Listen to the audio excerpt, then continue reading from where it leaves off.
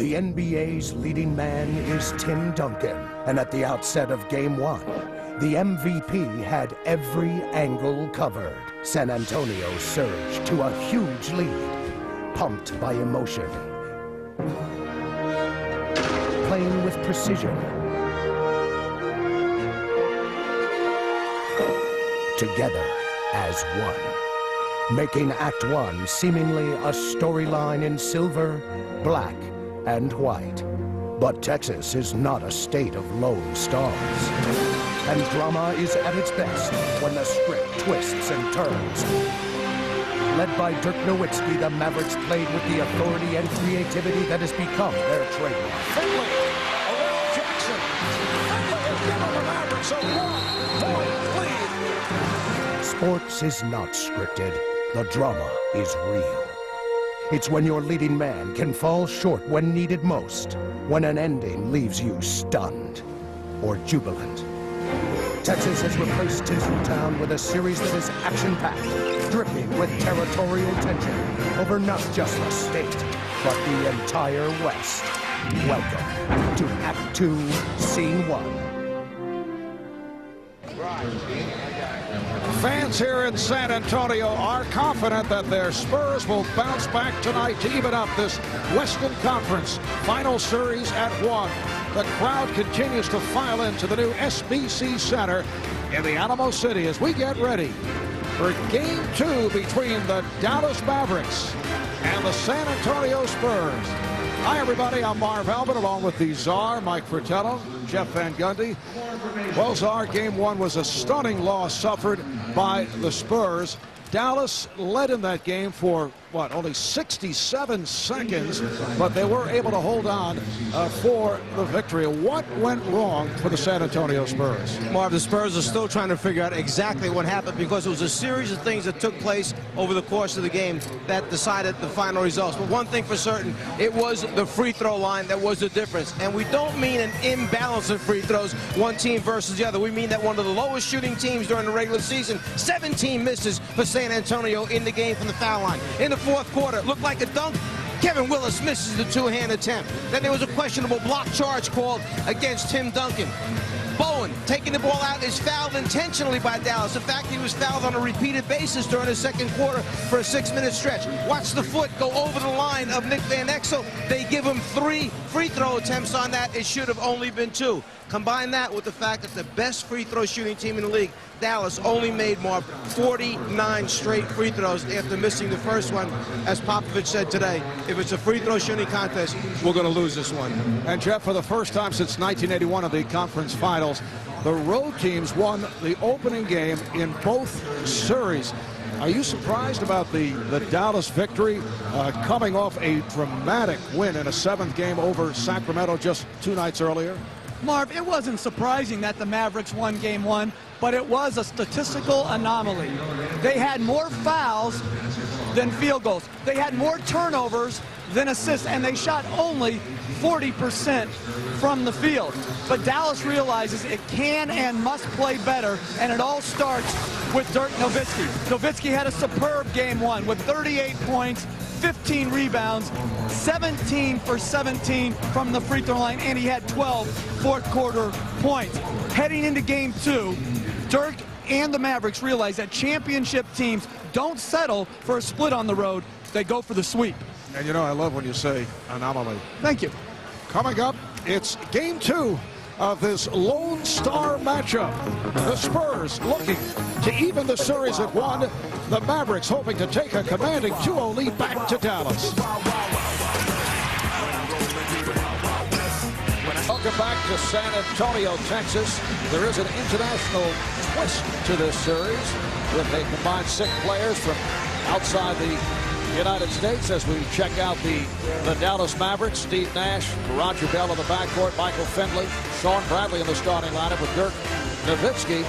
Along those international lines, we have gone to great expense to bring you additional production value in presenting the starting lineups with international flavor. So here are the San Antonio Spurs.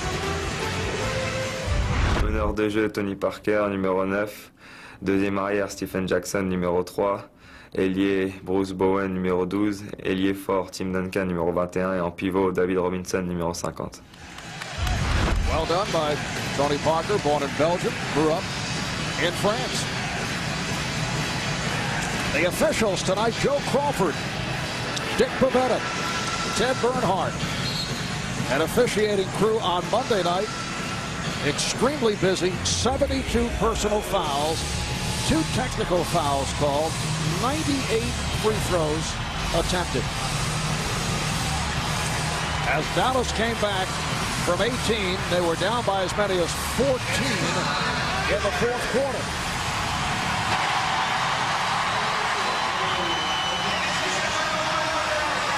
David Robinson and Sean Bradley on the opening kick, controlled by Tony Parker. Just as was the case versus the Lakers, I think San Antonio tonight, Marv, needs a little more productivity from David Robinson. Dirk Nowitzki starting out on Tim Duncan. Here's David Robinson over Sean Bradley and over the rim. Raja Bell, Michael Finley had the game winner on Monday night, opens up the scoring. Well, as Jeff mentioned, it's tough to get a quiet 26 points. That's what Michael Finley did back in game number 1. 7 for 14 shooting, 10 for 10 from the foul line. Bruce Bowen off the front of the rim. Finley being played by Jackson. Bowen opens up against Nowitzki. Nash spinning his way. Shot clock down to 5, and Parker intercepts.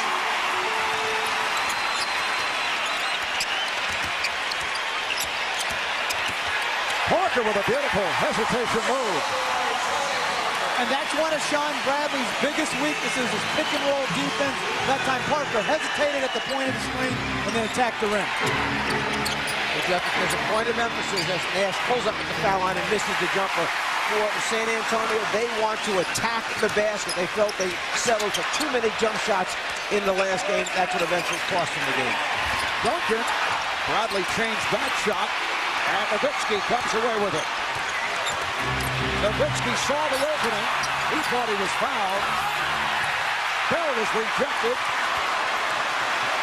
3 on 2. Nice return from Jackson. Tim Duncan, who equaled a career playoff high with 40 points on Monday night, has his first bucket. Finley went to the fadeaway. Beautiful move by Michael Finley to tie the game at 4. A live TNT NBA Spanish language feed is now available via SAP. Duncan is fouled. He was hacked. Foul on Roger Bell. And Mark, Sean Bradley is starting this game. That's a change for Don Nelson from game 1, and not many coaches would risk changing a starting lineup, but I think it was a good move because Bradley does have an effect on both teams' offense. San Antonio is a little bit cautious around him, around the basket, and he has an effect, unfortunately, on his own team offense, which is not always a positive one. When you look back to game 1, Jeff, the starter was Ray from the Friends. He was 1 for 5 from the floor. He played a total of only 12 minutes, had 3 rebounds, whereas Bradley came in and gave him 8 rebounds in 17 minutes and a couple block shots. San Antonio with a 6-4 lead. We are just getting started. Nash running into traffic. Duncan stepping out on Finley, who shoots the 3. Rebounded by Bell. There's Nowitzki. And another offensive rebound for Dallas. And we get a whistle. Joe Crawford indicating a foul.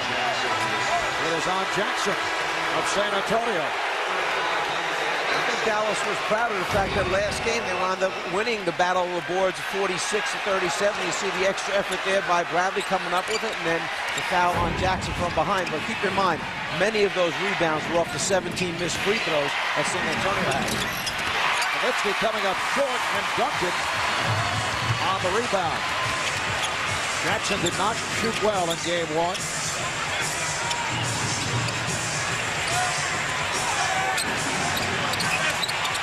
double on Duncan, who pops it out. Shot clock to 6. Here's Jackson for 3. And tipped out to Parker.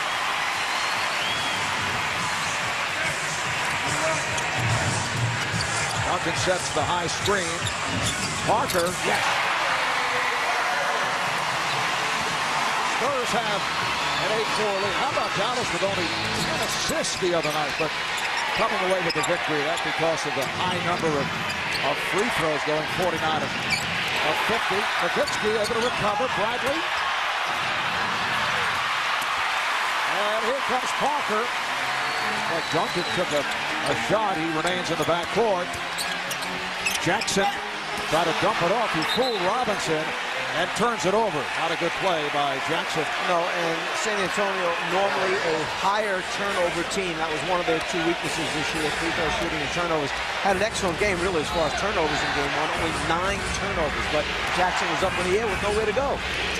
Tim Duncan apparently took an elbow from Sean Bradley just a moment ago, but he's all right. Nash had that shot deflected, and Bradley lost it.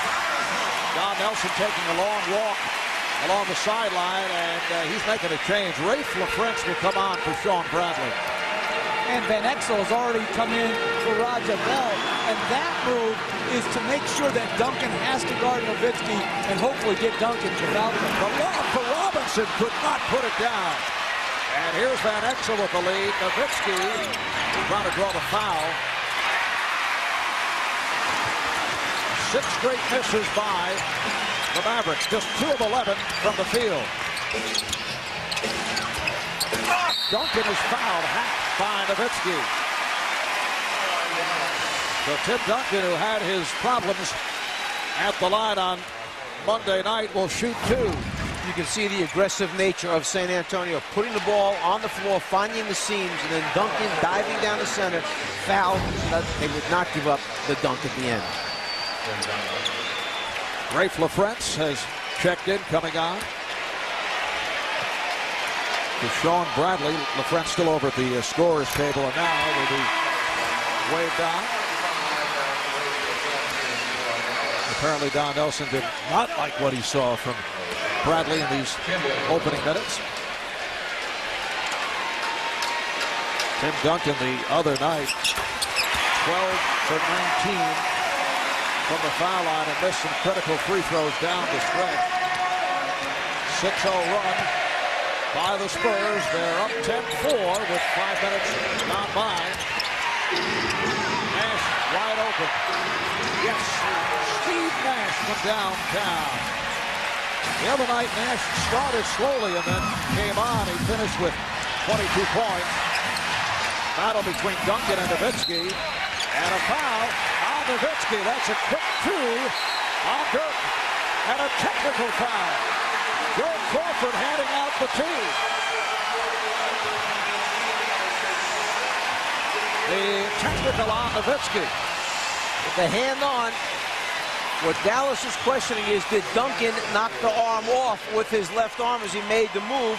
He had a little bit too much to say at that point to Joe Crawford, who does not allow you to say a whole lot in a basketball game. Too much to say is saying anything sometimes to Joe.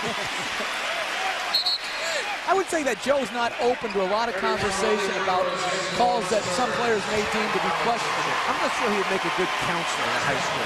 The students could go in and express their problems that they're having. Are you saying there's a lack of sensitivity in terms of Jackson is able to put it down? Lack of sensitivity on the part of Joe as he calls the foul, and LaFrentz will head to the line. Very friendly before the game. To everyone, yes, but you'd have a number of students ejected from his office if he were a counselor. Foul on Duncan, that is his first.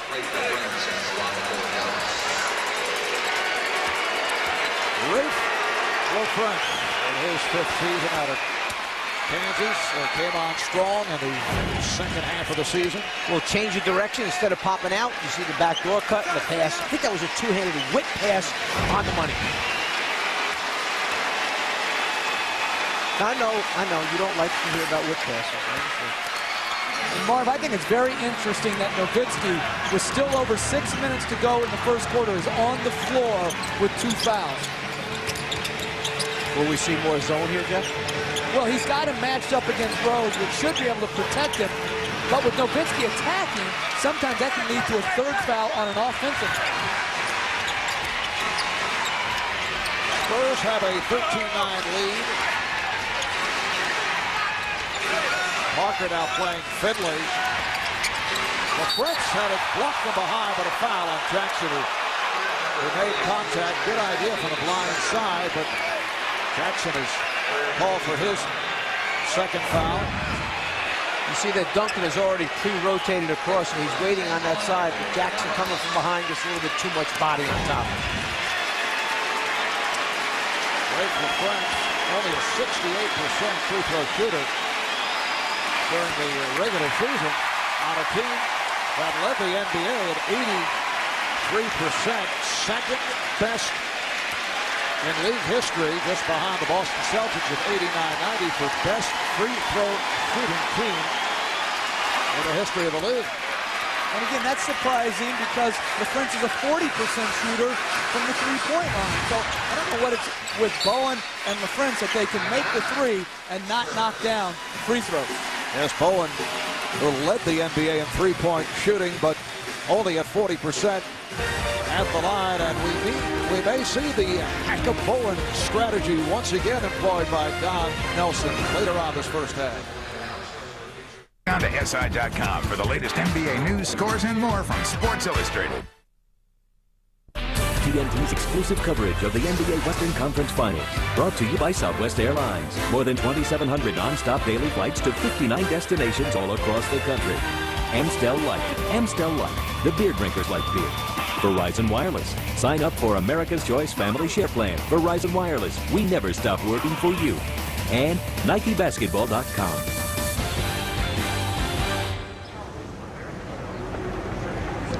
San Antonio leading Dallas by 3. Bruce Bowen's confidence does not appear to have been shaken by his poor free throw percentage nor Don Nelson's hack of Bowen strategy in Game 1. There was no motivational speech from the coach nor inspirational talk with the psychologist, and he did not take any more free throw attempts than he normally does in practice. Bowen attributes his low percentage to the minimal number of attempts he had during the regular season. In 82 games, he shot only 89 free throws. He says as the attempts rise, so will the percentage. Cheryl? Thanks a lot, Craig. Well, even though Nick Van Exel didn't have one of his big scoring nights and got off to a slow start, he managed to contribute 14 points in Game 1. I asked Van Exel the reason behind it. I asked him if he was tired from the last series against Sacramento, or was it the Spurs defense? And he said, absolutely not. He said, Cheryl, look, I had the scoring opportunities. I simply didn't take them. He said, tonight, Marv, I'm going to bring it. I'm going to be more aggressive and attack the basket. All right, thanks, Cheryl. Malik Rose has checked in along with Malik Rose coming off anxious moments here the other night as Nowitzki is able to finish the break. Malik was kneed in the back of the head inadvertently by Eduardo Mahara. Was not cold and also suffered a stinger in his back, but he was cleared to play. They took an MRI yesterday. 22nd timeout is called by San Antonio. Meanwhile, Nahara suffered a thigh bruise collision. He is dressed, but it is a question as to whether he will be available. And this quick 22nd timeout after the full timeout has everything to do with the Spurs' poor transition defense. They had an easy attempt at one end by Duncan, and then they threw it down for an easy layup.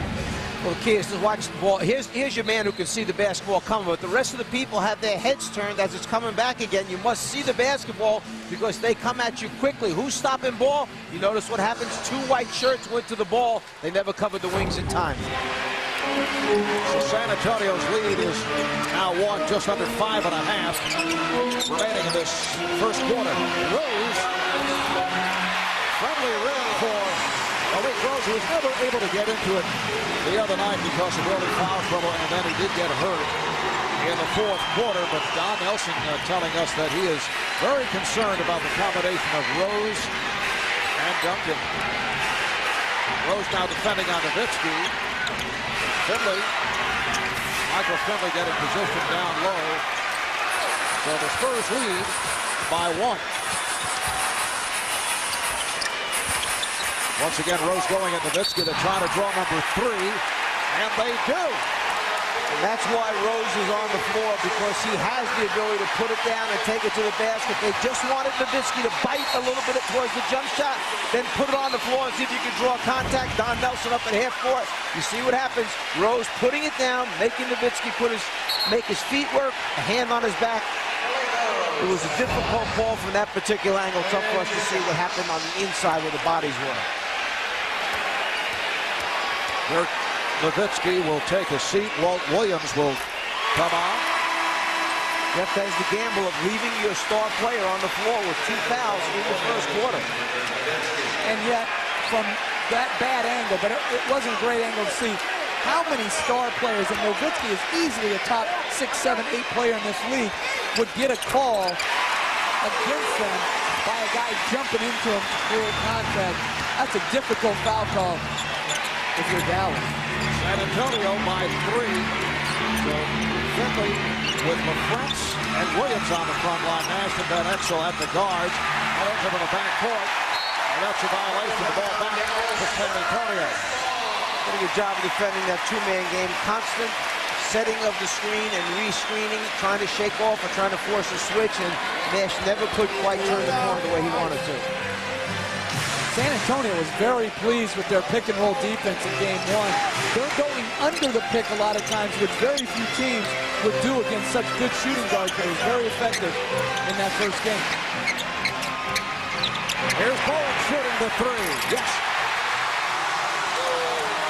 There's Bowen from downtown, and the Spurs have a 6-point lead. There were 5 3-point attempts at the end of Game 1 that San Antonio took that Popovich was very unhappy with, but they were different. That was a good 3-pointer off a draw and kick situation.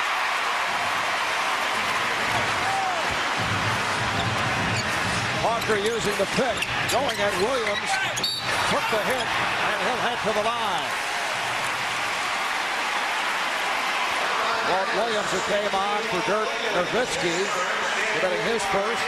Well, Tony Parker was one of those people who happened to take 3 of those 3-point shots, which basically were tosses at the basket rather than being aggressive and taking it to the hole.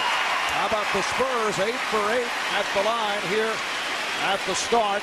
Remember, they missed 17 free throws the other night. Exclusive coverage of these Western Conference Finals will continue here on TNT. Friday, Game 3 between the Spurs and Mavericks as the series moves on to Dallas. Coverage starting at 9 o'clock Eastern Time on Sunday. Game 4 coverage starting at 8 o'clock Eastern Time. That was deflected out. Last touch by Ginobili, looking for a high 5 from Dick DeVoe. Dick ignoring him. That's being a bad move tonight. But Dick's got great personality. He never gets flustered by a little question here and there. Here's Finley. Michael Finley with the stuff. 6 points. San Antonio leads. Just under 3.5 remaining in the first quarter. Ginobili open. That was a 3-point attempt. Good hands by Nash to save it. And Exel met by Bowen, who's done an excellent job against Van Exel. Finley feeling it, but way short, and here's it from the crowd. He was, I think, so emotionally jacked up from the dunk the previous trip down the floor that he felt that he had it going, and he, in rhythm, caught it on the run, stepped into it, and shot an air ball. Ginobili to the crossover. Nice feed. Duncan is fouled by LaFrance. The Spurs here at the start are hitting their free throws. They are 9 for 9 from the line. Timeout taken. San Antonio by 6. We'll be back here at the SBC Center in a moment.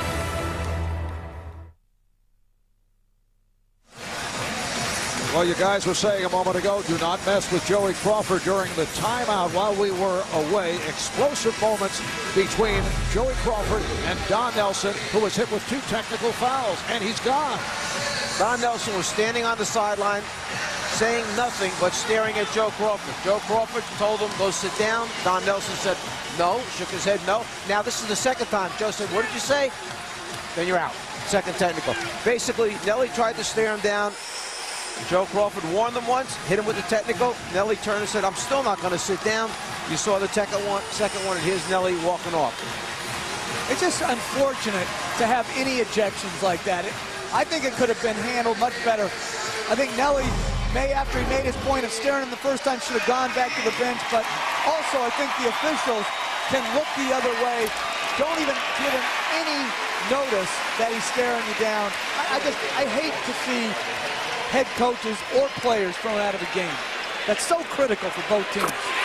Malik Rose hits on both technical free throws. So the Spurs have now hit their first 11, but keep in mind San Antonio made their first 10 in game one and then fell apart at the foul line. You know, Jeff, going back to what you said, you don't want an overly demonstrative coach. Officials are upset with that. That's the other side of it, where Nelly just basically was getting his message across, and he was upset with the fouls that are being called, the fact that Nowitzki has 3 already sitting down. So he just stood there and stared, which I guess an official would rather have it that way than a guy ranting and raving and throwing stuff on the sideline. But to throw him out of the game is really difficult in a playoff situation. Tim Duncan is at all 6 at the line. So assistant coaches Del Harris and Don Nelson, the son of the head coach, will run the team. Here comes Duncan. 3-on-2, make it a 4-on-3 now, but Dallas able to recover, and Parker regroups. Finley digging in against Parker. Ginobili upset he cut to the lane, and Parker did not see him in time. Now Duncan around LaFrance, and he scores. Spurs 28, Mavericks 16. Finley to the step and try to draw the foul. Nice move by Bowen to elude the contact.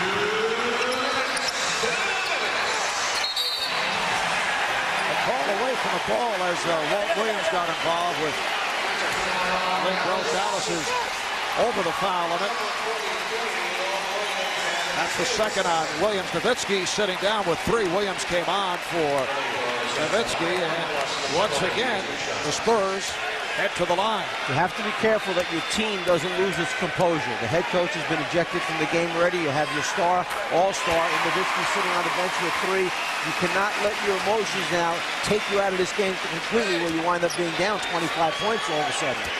And I think it's become more prevalent in the NBA to argue on every foul call. And I think what works best with officials is if you argue intermittently on calls that they think may be questionable. Some calls like that are so obvious, you lose credibility if you argue those.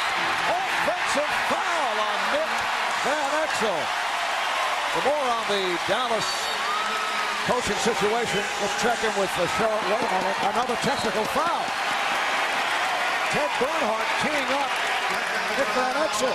I think that should have been a delay of game as opposed to a technical foul. All he did is he didn't give it to the closest official. He rolled it across the floor to the opposite official. That normally is called a delay of game. All right, let's go to Cheryl. Thanks a lot, Marv. As soon as Coach Nelson was tossed, Avery Johnson rallied the troops behind him and said, come on, guys, we got to stick together. It's us against them. We've got to make sure that we maintain our composure, and so far that hasn't happened, guys. There's Avery, a one-time San Antonio Spur. He was the starting point guard and an excellent player in San Antonio, not on the playoff roster for the Mavericks. Interested in becoming a coach. Parker not able to hit. Here's Duncan. San Antonio with a 33-16 lead with just under a minute and a half remaining in this opening quarter. Finley to the fadeaway. Yes, Michael Finley has been outstanding. He now has 10 points. And a technical foul on Bowen. Bruce Bowen was laying on the floor. I think it was Rafe LaFrance who was draped over him. Bowen tried to shove him off him so he wouldn't kick him or step on him, is the way it looked like to me, and that's where the official, Dick Rivetta, made the call. So we have already had 4 technical fouls in this game. 2 on Don Nelson, 1 on Nick Van Exel, and 1 on Bruce Bowen. There you see the move by Bowen. And make it 5. Nowitzki also was teed up earlier. Have to keep a technical foul scorecard very carefully here. Obviously, these officials are looking to set a tone of what took place in game 1, although the foul calls were equally distributed. But you wonder about why so many calls, particularly with a perimeter team in the Dallas Mavericks. Kept alive by Bell. Here's Finley. Williams got a piece of it. Ginobili lost it. Finley around Parker. Sets it up for Williams from downtown. Yes. Oh, Williams for 3. But Mark, get back to your first point about setting the tone. But the officials should not be setting a confrontational tone. They've got to be a facilitator in this case. Keep emotions calm as possible because the players are going to be emotionally overheated at times.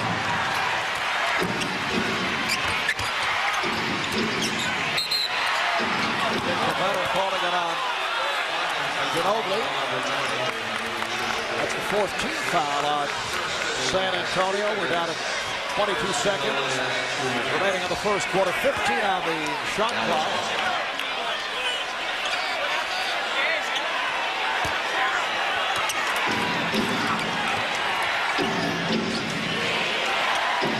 Those of you who may have just joined us, Mavericks head coach Don Nelson with an early departure, hit with consecutive technical fouls. Nice play. The shovel pass from Williams, getting it inside to LaFrench. Out of 6 seconds in the quarter. There's Parker. Out of 2, 1. Duncan gets it off in time and scores! It appeared that he did not even have the proper grip. But Duncan able to hit at the buzzer to end the quarter. Duncan dribbles to his right to escape the defensive man, clears a little space, gets a look, and then drains it. A commanding lead for the Spurs after 1. They're up by 11 as they seem to tie this series at 1.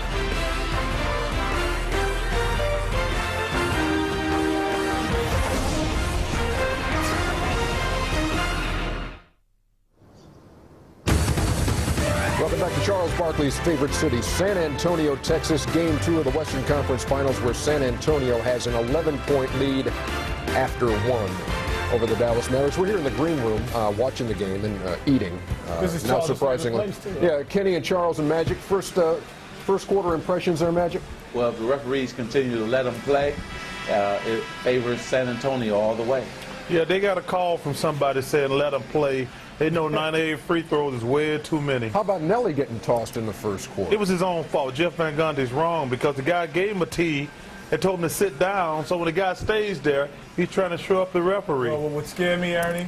33 points, my magic number. You can't get 30 if you're Dallas, if you're San Antonio in the first quarter. Because the only way you get 30 if you're taking quick shots in the first opportunity. So you don't think this is a good sign that San Antonio again has a double-digit lead with a quarter in the 30s? You give me a math? Yeah. But you know what I like about you? You drinking Diet Coke tonight, too. So I'm not mad at you. All in favor? Don't be giving Diet Coke no free pub. All in favor of returning to game action with Marv Albert, say aye. Nobody gets free pub. It's Diet. Ernie, just relax. You know what I find interesting? That Charles would criticize our partner about obeying people, because Charles was always obedient when people would say to him, hey, Charles, keep your mouth shut. Okay, well, Charles, go sit down. He did it right at the time they said it, on the spot. Steve Claxton has come on for the first time, replacing Tony Parker as the second quarter gets underway. Ginobili puts the move on Bell.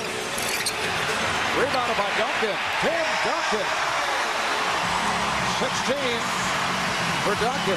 San Antonio with a 36-point first quarter, but remember they scored 36 in game 1. They led by as many as 18. They led by 14 down the stretch in the fourth quarter. LaFrench. So the Spurs now lead 37 to 24. The team that has won game 1 has won the last 16 Western Conference Finals. Steven Jackson The last winning team to lose game one, the 1986 Rockets. They won the next 4 and then beat the Lakers in 5.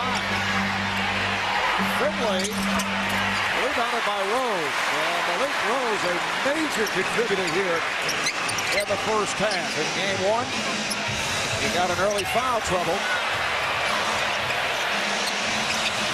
Jackson with a whip pass, and Rose is fouled. Another whip pass. They are just bringing those whip passes right out of the library tonight. You know, there's a sensitivity here when whip passes are involved, but that was a great no-whip pass. Yeah, well, why would you react then? Obviously, you struck a nerve. I said it. Okay. You're both very amused by it. Well, the NBA Finals will tip off June the 4th at 8 o'clock on ABC. You can log on to NBA.com or America Online, keyword NBA.com, for a look ahead of the potential matchups, including a statistical breakdown for all conference finalists. Love it live on NBA.com. You know, Jeff, I really enjoyed our conversation earlier today with Dallas head coach Don Nelson. The Czar, obviously very busy, not able to make it, came about 10 minutes late. Don was very upset, and I believe that might have been a carryover to his attitude for tonight's game. Here's Sean Bradley rejected by Malik Rose. And here's Rose spinning. Oh, he wanted to finish so badly as he went against Bradley. Off the steal, it's Rose. Ginobili on the follow. The Spurs are all over the basketball and lead by 17.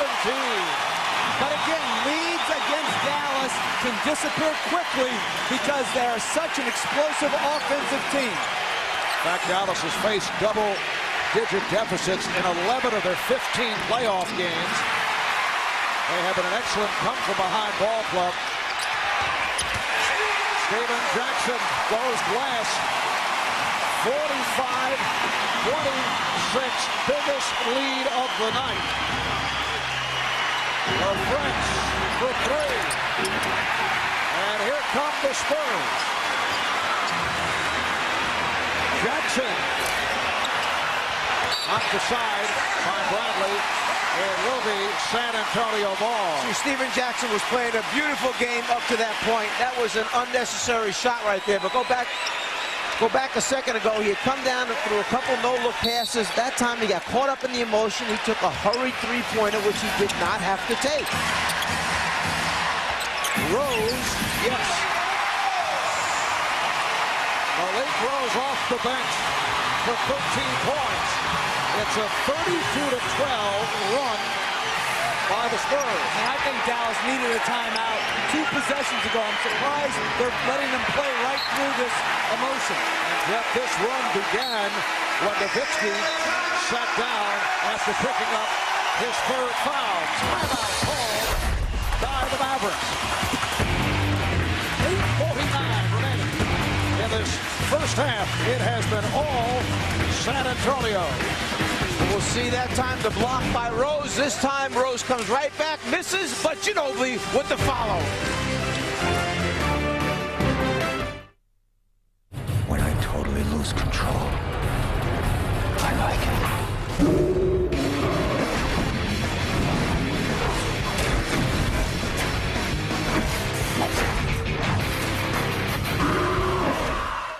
When it comes over me, and I totally lose control, I like it.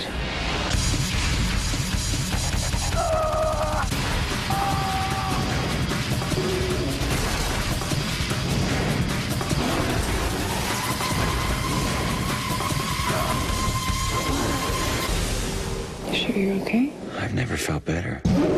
Rated PG-13 at theaters June 20th. To my oldest son, I leave the chateau on the French Riviera. To my only daughter, the Manhattan penthouse. To my youngest son, I bequeath 150 acres of uninhabitable swampland.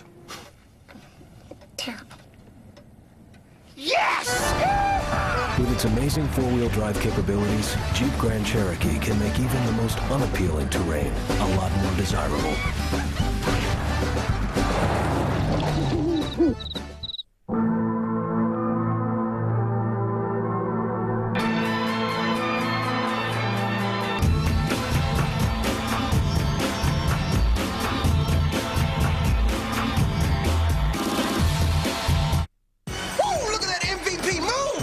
MVP? Come on, player. The real MVP just slammed it home. Now, Verizon Wireless lets you help choose the NBA Finals 2003 MVP. Just text MVP to the number 622 to participate. Then, during a deciding game of the finals, you'll be sent a ballot. Vote for your favorite player. Because every night you vote, you're entered in our sweepstakes for a chance to win a high-definition TV and wireless phone. So text MVP to the number 622 now to get started. Can you hear me now? Good. Verizon Wireless. We never stop working for you. It's there at your fingertips. Armor All Protectant Wipes. They don't just clean and shine. They protect with just a wipe. Welcome back to San Antonio, and it has been a technical foul festival here in this first half. Well, it started with Dirk Nowitzki, who was on the floor with 2 personals, and then wound up eventually getting another one to go to the bench. But there, Nowitzki reacts to the call. He's hit with the technical foul. Then Don Nelson receives his second one, so he's ejected from the game. Nick Van Exel, after the offensive foul call, rolls the ball across the floor the opposite way where the official was. He's hit with one. On the ground, Bowen pushes off LaFrenz. He's called for a technical foul. So 5 and all, count them. Here's the rundown. Joe Crawford in particular has been very active in this first half, and we're early second quarter. And I'm not even going to talk about it because Charles just went at me so hard. I just have no right to my own opinion. LaFrenz hits from downtown. Remember, you're dealing with a future politician. Plus, he must be getting into coaching. He's already buttering up the referees. At Robinson. And the foul is called.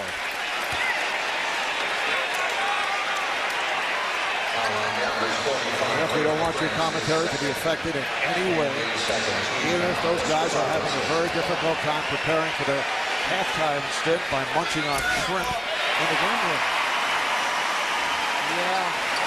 I'm just disappointed that we didn't stick together. He didn't stick together with his team. He separated from the team, TNT team.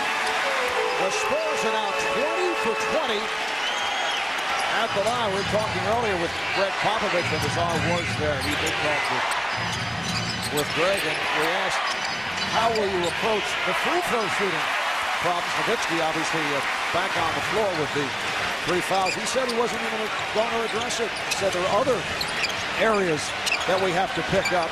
He said, hey, I know, as Czar, you mentioned right at the start, the Spurs are not a good free throw shooting team. If we get into a contest with them, we're not going to win. But tonight, 20 for 20 at the line thus far.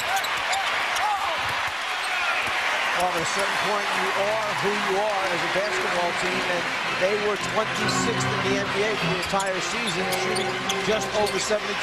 So Pop knows that on the day of practice, they're not going to correct that as Rose is fouled going up on the second shot opportunity. So he knows that that's something that they're not going to correct with one day off, but they could take care of all the other small things that led to the loss. What a performance by Malik Rose, making it back from the injury suffered in game number 1. Tim Duncan looking for the foul call, and the Spurs did get it. Rose is now 10 for 10 at the foul line. Now, Malik is one of the better free throw shooters on this team at 79%. Rose with 15 points in 12 minutes. 51-29, San Antonio. The lob misfires. Claxton on the run. Claxton all the way. Donnie Nelson wants a timeout. Now that is speed and quickness, going from top of the circle to the opposite end, turning the corner and making the layup on Claxton's cross. San Antonio with an 18-5 advantage in the second quarter. And here we see an outlet by Robinson to Claxton, puts it into second gear, and finishes. He's one of the quickest players in the league from end to end.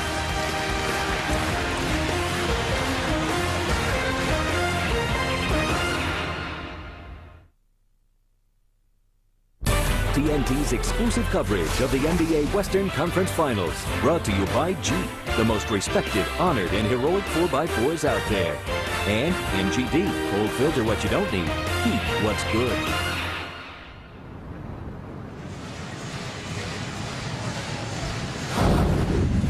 From TNT. If nature selects you to be a cold-blooded killer, then that is what you are. Alec Baldwin. What did they tell you? Second Nature. See the world premiere Sunday, June 22nd at 8, only on TNT. A capacity crowd, 19,000 here at the SBC Center in San Antonio. Quite a disparity tonight at the foul line. Mavericks have been there only 5 times. The Spurs 22 times, and they've hit all 22. When Rafe LaFrentz missed that free throw, that ended a streak of 51 straight by the Mavericks, who went 49 of 50 in game 1. And I think one of the reasons Nahara is not played is because he missed that one free throw in game 1, and I think they have just deep sixed him because of that. Eduardo Nahara is dressed for the game as Roger Bell not able to hit, and Jackson able to release. No one back. Steven Jackson extends to a 55-29 lead. But Eduardo Nahara suffered a thigh bruise in that collision the other night with Malik Rose, and he is questionable for tonight. Nash to 3. Rebounded by Duncan. And back comes Claxton. Claxton and Jackson in the backcourt now with Duncan, Robinson, and Ginobili up front. Jackson for Duncan. The tip missed by Robinson. Coming up on 6 minutes remaining in the first half.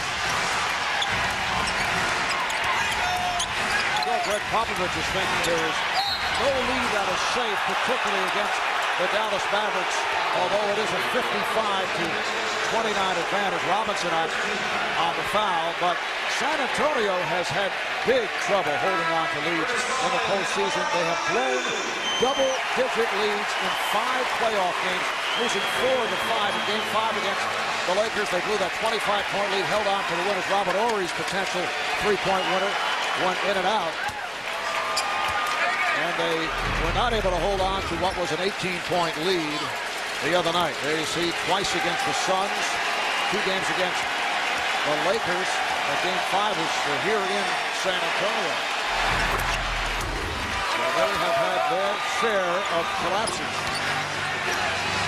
And Dallas can come back more quickly than most teams in the NBA, if not all teams, because of their offensive firepower and 3-point shooting. Robinson not able to handle that lob. Here's Bell. And Robinson on the rebound. Claxton for Bowen. Offensive foul. Charging call against Bowen.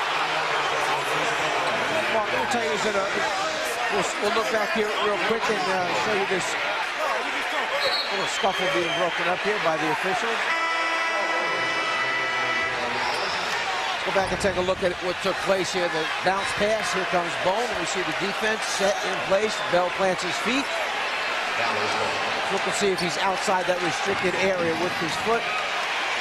Tough to see if that left one is outside or not, but it doesn't matter because it was called an offensive foul. And Bruce Bowen's got to be smarter than that to get into any scuffle when he already has 1 technical foul. Williams home for the travel. Passed on the 3. And is looking to set up for a 2-pointer. Call for steps. Well, let me tell you who's got a tough job right now is Don Nelson Jr., who's taken over because he's got to keep the belief in this basketball team that they can still get this thing done. This is not the first time he's taken over coaching this team. Back 2 seasons ago when his dad missed time because of the cancer surgery, he had a 13-8 record. Then last year he was 2-0 when he took over as head coach. The pass underneath to Speedy for the layup. But right now he's going to have a tough time keeping these guys believing that their head coach is in the locker room, that they still have a chance to win. Foul is called on Claxton. Donnie Nelson, son of head coach Don Nelson, making his 4th appearance in the conference finals. Got here with Milwaukee 3 times. That's a 3 for Finley. 16 points for Michael Finley. 57-34, San Antonio. Marv Albert with the czar, Mike Fratello, Jeff Van Gundy, Greg Sager, Gerald Miller working the sideline. Got the entire staff on hand. Ernie, Charles, Kenny, and Magic come along at halftime and following the game out inside the NBA. 3-shot clock for the Spurs.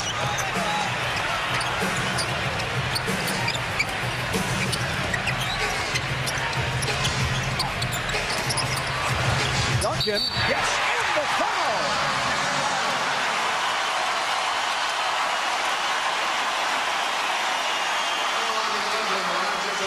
They get the second shot opportunity because Duncan got the offensive rebound.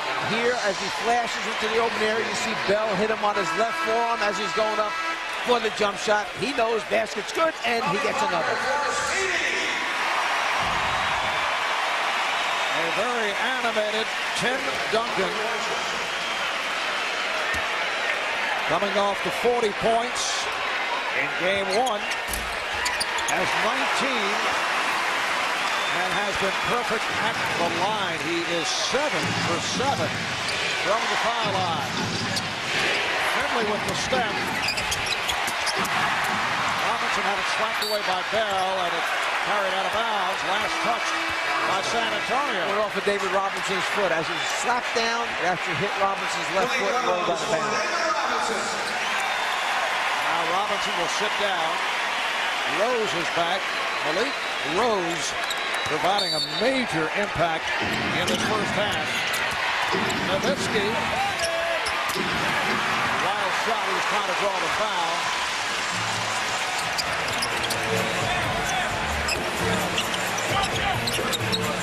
Tony Parker back on the floor. Bowen passed on the 3. Now Bowen is open from downtown. Rebounded by Nowitzki.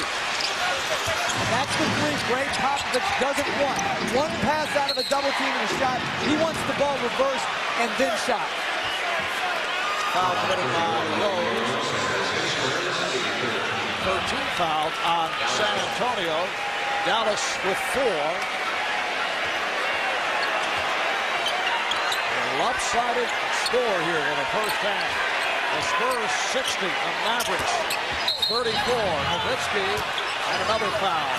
From Dick Pavetta on the call, and again it's on Rose. That's his second. A little 2-man game. They love to play in the elbow area on the offensive end of the floor. This time, small passing to big, and then small screening on big.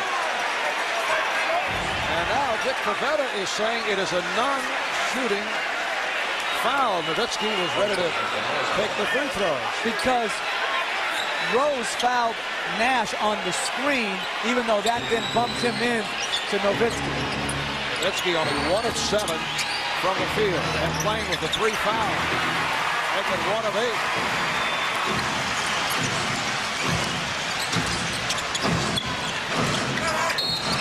Foul committed by Williams as he and Rose got involved, so Mavericks are over the limit. Blake Rose back to the line, spending much time at the free throw line. 11 for 11. Malik came on strong late in the season. I mentioned 79% from the line. That was a career high this year. Reminder, tomorrow on ABC, it'll be game 3 of the Pistons and the Nets. Nets winning games 1 and 2 in Detroit. Finally, San Antonio missed the free throw. Coverage begins at 8 o'clock with the NBA Draft Lottery Saturday on. Nowitzki is able to finish Saturday on ESPN at 8. Game 4 of the Eastern Conference Finals. Pistons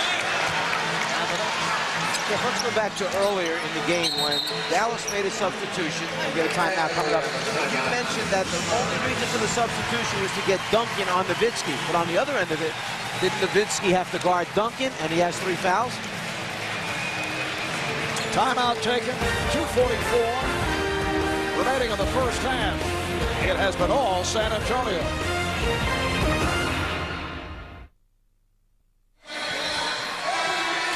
Still a long way to go, as we have seen in the postseason when Dallas is trailing or San Antonio is ahead, but it has been a superb first half for the San Antonio Spurs. Dirk Nowitzki in early foul trouble, has not shot well, just 2 of 9 from the field, while Tim Duncan with another sparkling first half, leading the way with 19.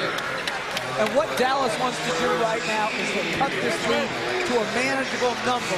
Right now, 25. If they can get it 8-0 run, something like that, to give them some momentum going in and some belief at halftime, it's really their only chance. Yeah, because you put a number up there and you say, look, get it to this number and it will give us a chance in the second half. You know that we can go on a 12-2 run anytime during the course of the game. We're capable of that. So get it back to a manageable number and then we'll attack in the second half. We're coming up on 2.5 remaining in the first half. Malik Rose. Dirk Nowitzki did not want to pick up number 4. That's the problem. He's playing the middle of that zone back there. They get it down the low post there, and he's backing away. And they've got a double for him. If he can't play one-on-one defense because of fouls, they've got to do something to protect him. Nowitzki is hit on a reach-in. Rose with his 3rd foul.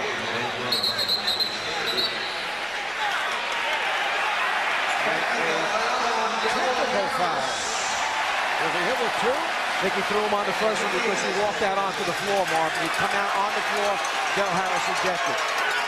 They're upset that Tim Duncan is zoning off, not playing anybody. He's not getting out of the lane areas. What they complain is Donnie Nelson Jr. was complaining. Del Harris went out onto the floor. When you step out on the floor, they'll throw you out of here. Well, Del will join the head coach Don Nelson back in the locker room. Yet another technical foul called on the Mavericks.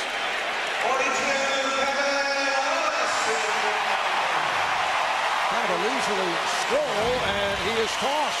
And thankfully, they have a number of assistant coaches over there so that if anyone else gets thrown out, they have people that can come down and reinforce the bench. Larry Harris has already taken Dell's 3. If Sidney Moncrief or Charlie Parker go, they have many people who can replace them. There are 10 assistants left right now to go in, just in case. Well, this is what the Mavericks are hanging their hat on. They have been an outstanding come-from-behind team. But this will be quite a task. 64-38 as we come up on 2 minutes remaining in the first half. And that ejection had to happen. Joe Crawford made a good decision there. Hit him with the tee. Dell wanted to go, and he let him go. Kevin Willis, who played so well off the bench the other night, has come out for the first time.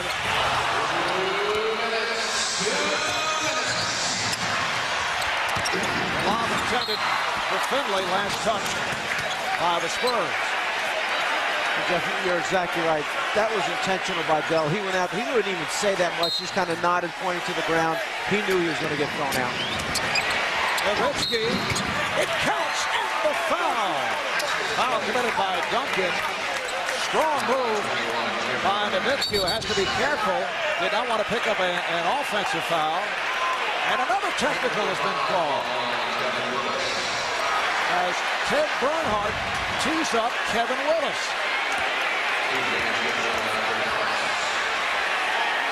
We have now seen 7 technical fouls, and that is a rare free throw miss by Steve Nash. One of the best foul shooters in the NBA, a 91% free throw shooter. And during the season at one point, he hit 49 straight, a franchise record. And over another stretch, he hit 47 in a row. Now Dirk Nowitzki to the foul line. Nowitzki in game 1 hit all 17 free throw opportunities. Well, I'll be honest with you, I'm not sure what Kevin Willis did. Now, we're not right up close where you can hear any of the dialogue, but Kevin Willis, to me, looks like he's stunned that the technical foul was called. As we see players react sometimes during the course of the game, they make believe that it wasn't them, but I know him pretty well, and he looks to me like he's trying to figure out why he was called for the technical. Ginobili weaving his way and finds Ferry just checked in. Walt Williams handles. Adrian Griffin who just came on. Nowitzki for three. Oh, hits the rainbow from downtown. And the Mavericks are showing some signs with a minute 15 remaining of the half. Couple quick buckets, Jeff. This could be right down around 15, like you're talking about. Going to half down 15. They're at 20 right now. 8-0 run by Dallas. Dallas' zone has had effect on San Antonio. Duncan is fouled. Basket will not count. Duncan again drawing the double, and he'll head to the line. Williams picks up the foul, his fourth. Under the basket, 42 in the white uniform with the ball is Kevin Willis. And we're trying to figure out where the technical foul came from. It must have happened just prior to that, if it did. Or he said something to Nowitzki. It looked like they may. I'm just guessing right now. I really have no idea. I don't even know what I'm saying. I feel that way. I feel that way a lot of times. Actually, I'm just really trying to make sense out of something that makes no sense. So it's a good story. Yeah, it may not have any validity, but it sounded good. Plausible, maybe. 65-44. San Antonio. Nash able to penetrate. Back comes Parker. Why don't you give us another anomaly? That was a good one. Here is Parker. Jeff has been waiting all season to be able to inject that word into his on-camera opening. Half-minute left in the first half. That's a three-point attempt by Williams. 2-second differential between the game clock and shot clock. And I like what Tony Parker did on the last possession. He stepped in and took a two-point shot instead of sitting on the three-point line. That's why I like your suggestion. Wipe out the three-point line for the first three quarters. Wait a second. Parker. Tony Parker has 10 points. Final seconds of the half. Van Exel. The San Antonio Spurs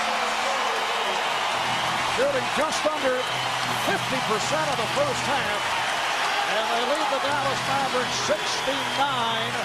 69-44. They've led by as many as 28. Tim Duncan with 20. Malik Rose 19 points off the bench. 13 coming at the free throw line. Let's go to Craig with Malik. Well, Malik, for a guy that just 2 days ago was laying in this position right here on the court, motionless with a double stinger, you certainly have recovered well. With the x-rays yesterday and the MRI, when did you know you're going to play today, and how'd you prepare? I knew I was going to play after game one. Once I got up, I started to feel a little better. Feeling in my arm started to come back, so I knew it was just a matter of time before I got back on the court. Marv mentioned the fact that you guys had double-digit leads 5 times in the playoffs, lost them, won only one of those 5 games. What do you have to do here in the second half? Keep this double-digit lead, man. We don't want to let it get back and let it get back close. They have enough firepower on the other side to bring it close. So we just got to keep our defensive shoes going and get the job done. Dirk Nowitzki's in foul trouble. Will you go at him or try to get him out of the game? If I get the chance, I am going to go at him, but I'm not really a focal point on the offensive end of this team, so I just have to buy my time until I get my chance. Great first half. Back to you, Mark. Thank you, Craig. For San Antonio, that is a playoff high this season with a 69-point total. 69-44. San Antonio coming up in a moment. Ernie, Kenny, Charles, and Magic. We're back here in San Antonio after this.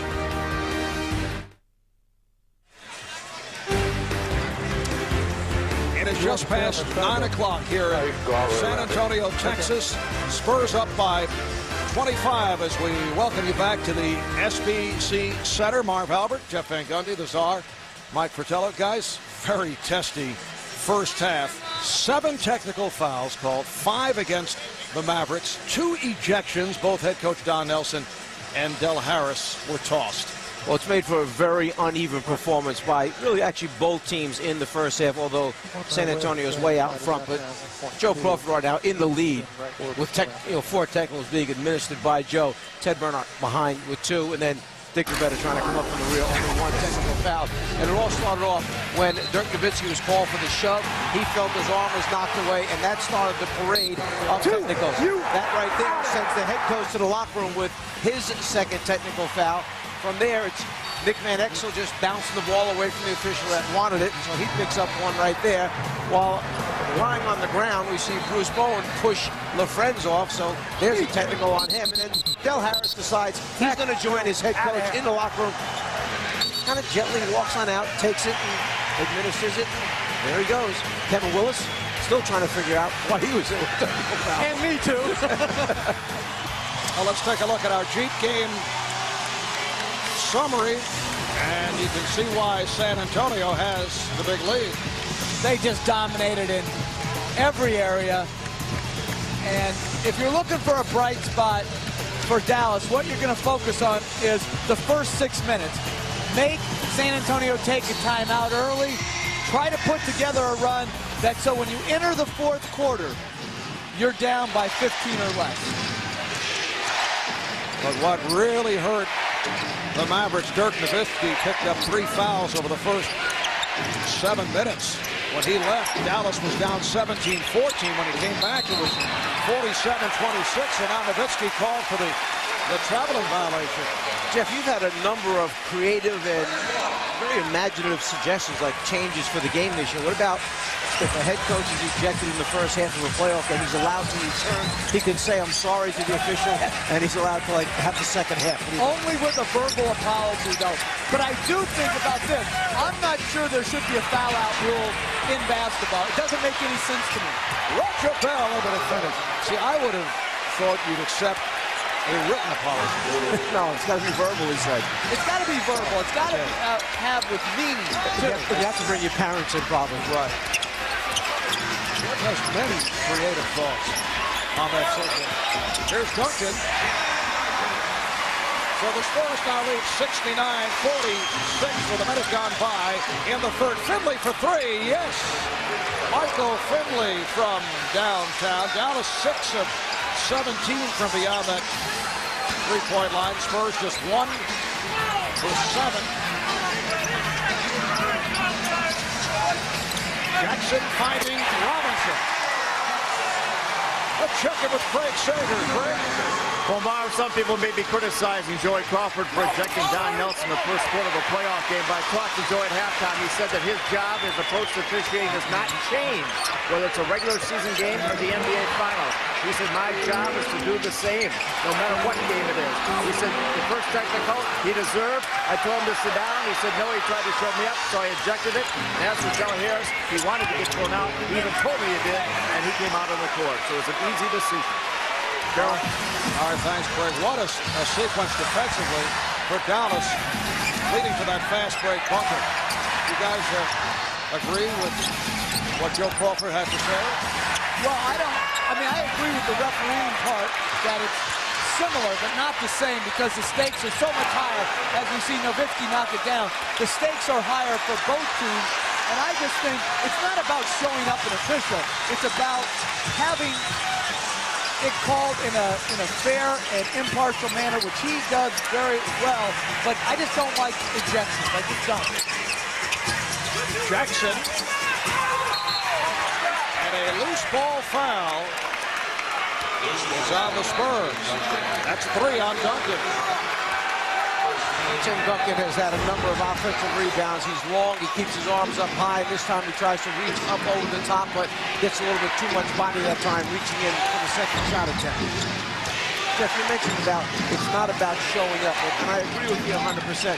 How is a coach supposed to get his message across if he's not happy with the way the fouls are going? Finley with the jumper off the foul line area, missing that one. How do you show the official your displeasure. If you don't want to rant and rave and kick things and throw clipboards on the ground, if you just stand there, that's sending a message. And the official, I think, has to understand that to a certain extent. Well, the problem is, coaches haven't officiated and officials haven't coached, and neither one knows the dynamics and the pressures that the other one feels. There should be a new program I knew that was coming. where coaches have to officiate and officials have to coach. And I can. No, but I'm serious about the idea that they don't understand. Like, I don't think an official understands how one game can decide a coach's fate. Whether he keeps his job, where he loses his job, where a season can end. I just don't think they understand that, because if they make a bad call and have a bad game, there's no repercussions other than they know they didn't do a good job. And I can see Jeff as the organizer of that annual summer night. And you and I could broadcast it. It'd be like our big summer night classic that we did for Magic many moons ago. All right, here's Finley putting the move on Bowen. So the Spurs now lead 74-55, and a timeout called by Greg Popovich, who is seeing reruns in his mind. There's a timeout. You said force him to call a quick timeout. Well, they got him to do it, so now they go back into the huddle, believing they have a chance to still win this game.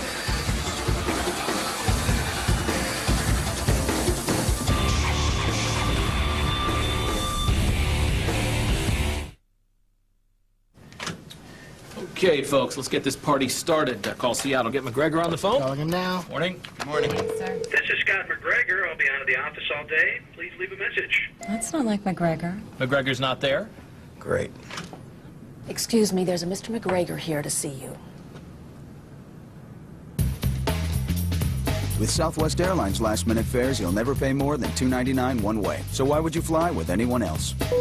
You are now free to move about the country. When I totally lose control, I like it.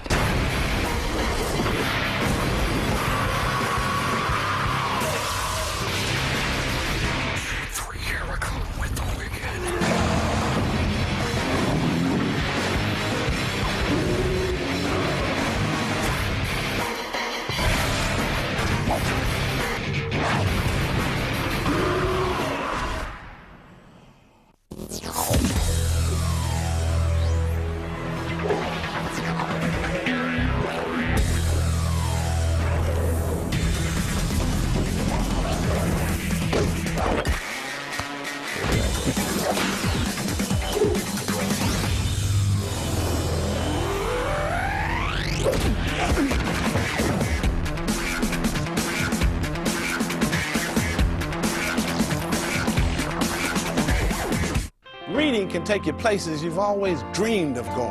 And book by book, the NBA and WNBA are helping children get closer to reaching those dreams. We're going to read a book about basketball. It's called Allie's Basketball Dream. The NBA family has created more than 60 reading and learning centers, donating hundreds of thousands of books, and have given children a place where they can gain the tools they need to achieve their dreams. Because when you love to read, you can become anything you want. Be part of the success and read to achieve.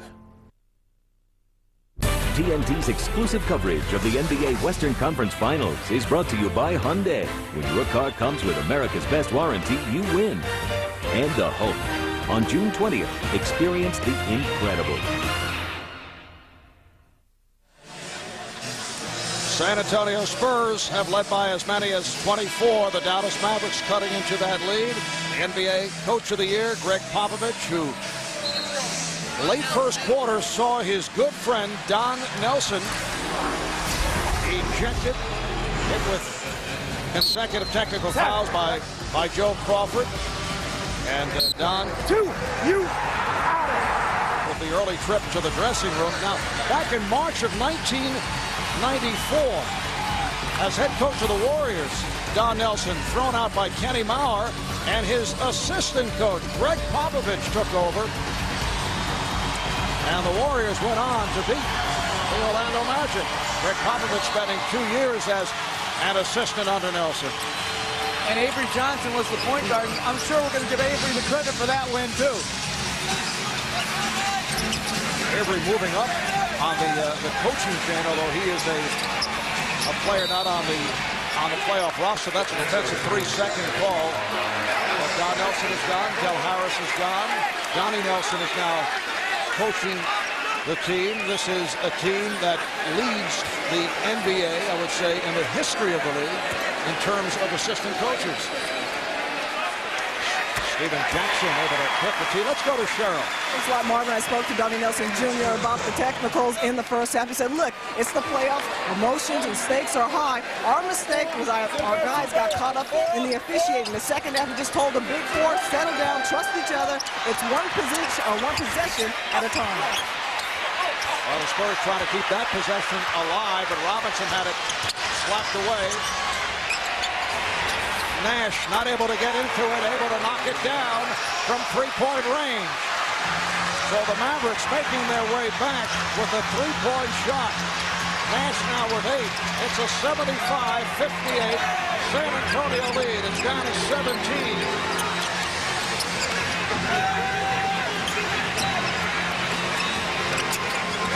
Parker, fouled by Nash. And Parker will shoot 2. The Spurs have done the job at the line tonight, 28 of 31. You know, if you look at the fouls called in the first half, 14 on Dallas, 11 on San Antonio, so that's certainly a close situation, but San Antonio went to the line 28 times and Dallas just 11. You can't always rely on that, however, as a statistic that really holds strong value, because oftentimes one team gets into the bonus much earlier than the other team does. You wind up picking up a lot of extra free throw attempts. Then the other team picks up some fouls towards the end of the quarter, which makes the personal foul total look close to each other. Yes, it's when the fouls are called. Nowitzki thought he was run into by Duncan. And here's Parker with Duncan ahead of the field. Parker takes all the way. There's the Tony Parker teardrop. Dallas tries to break right back. San Antonio able to get back defensively. And they'll jump it up. Jackson and Nash on a jump ball. And things are testing once again. Steve Nash, Steven Jackson being kept away by teammates.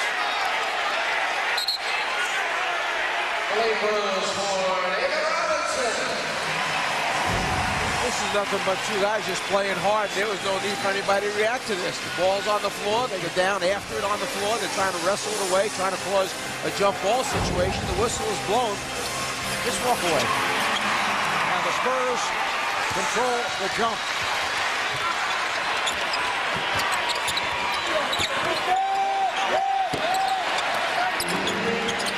They're pulling open. Nowitzki with a rebound and a foul. It is on Nowitzki as Rose hit the deck, so that's number 4 on Dirk Nowitzki. But see, right there is great officiating. Dick Pavetta called the foul. Nowitzki said something. Pavetta stopped, gathered himself, no technical, and then just took the ball out of the bounds. I think that's great officiating by Dick Pavetta. Change on the call. Nowitzki complained, and the foul was called on Nash, not Nowitzki. So he remains with 3. Here's Bowen for 3. Bruce Bowen with his second from downtown. Hit one earlier. 81-58. 6.5 remaining in the third.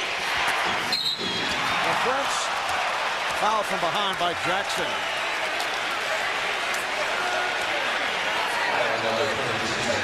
San Antonio has had trouble holding on to leads in the postseason.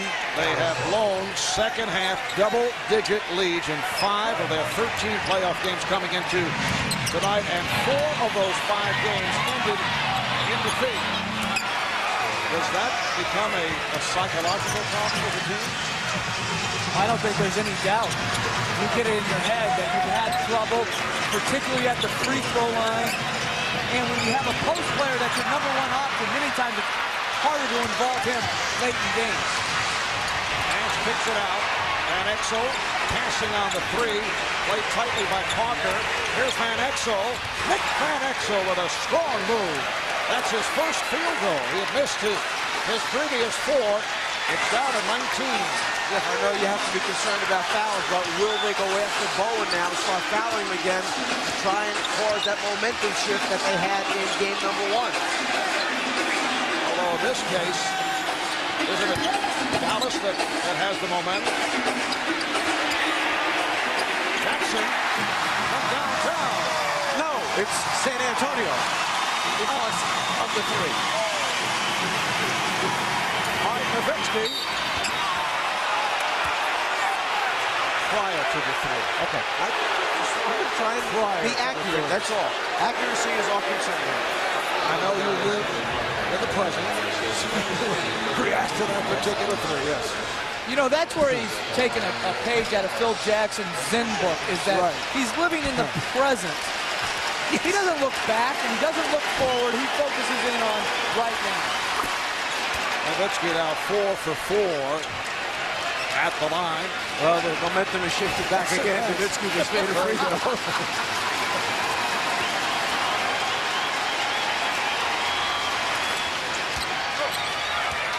Spurs 84 and the Mavericks 64.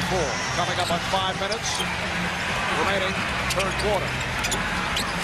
Game 2 of the Western Conference Final Series. San Antonio looking to tie it at 1 as they head back to Dallas for Game 3 on Friday. Shot clock down to 4. And pass off the mark. And Finley puts a move on Bowen. Has to give it up.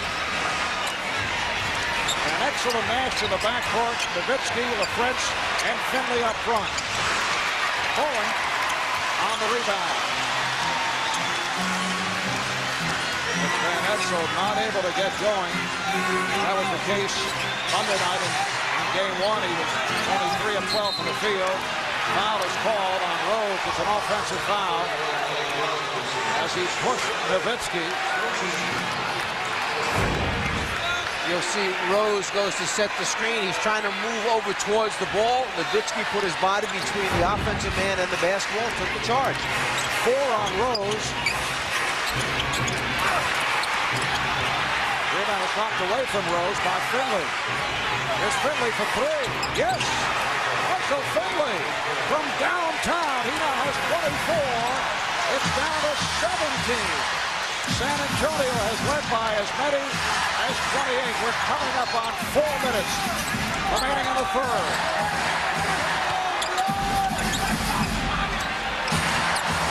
Here's Rose, rebounded by Finley. In other circumstances, you say down to 17, and the reaction might be, you got to be kidding. But when you're talking about the Dallas Mavericks, they are alive in this ball game. Here's Rose on the steal. It counts for the foul.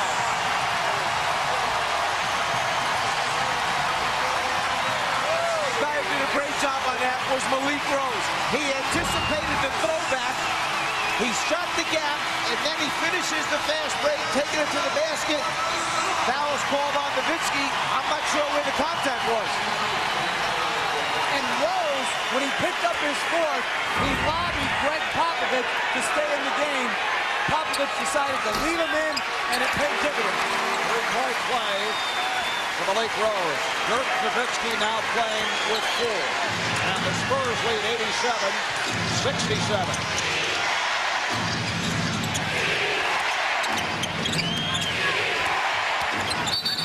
Went behind the back, and he was fouled, blocked out by Parker. 14th foul on the Spurs, 2nd on Parker. It's a non-shooting affair.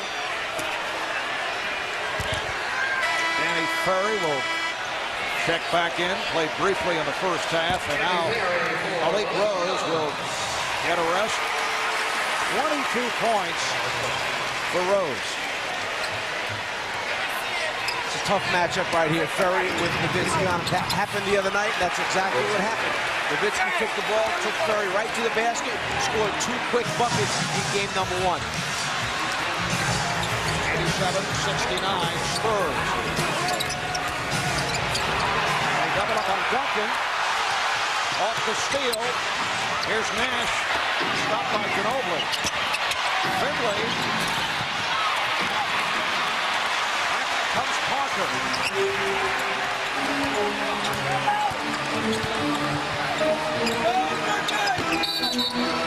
As Duncan tried to establish position, he was pushed. Dallas over the foul limit. Duncan will go to the line.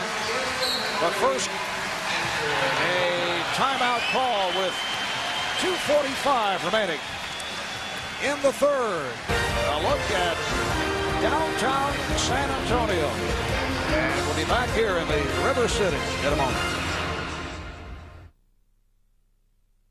Encourage a lifelong love of reading. Read to achieve.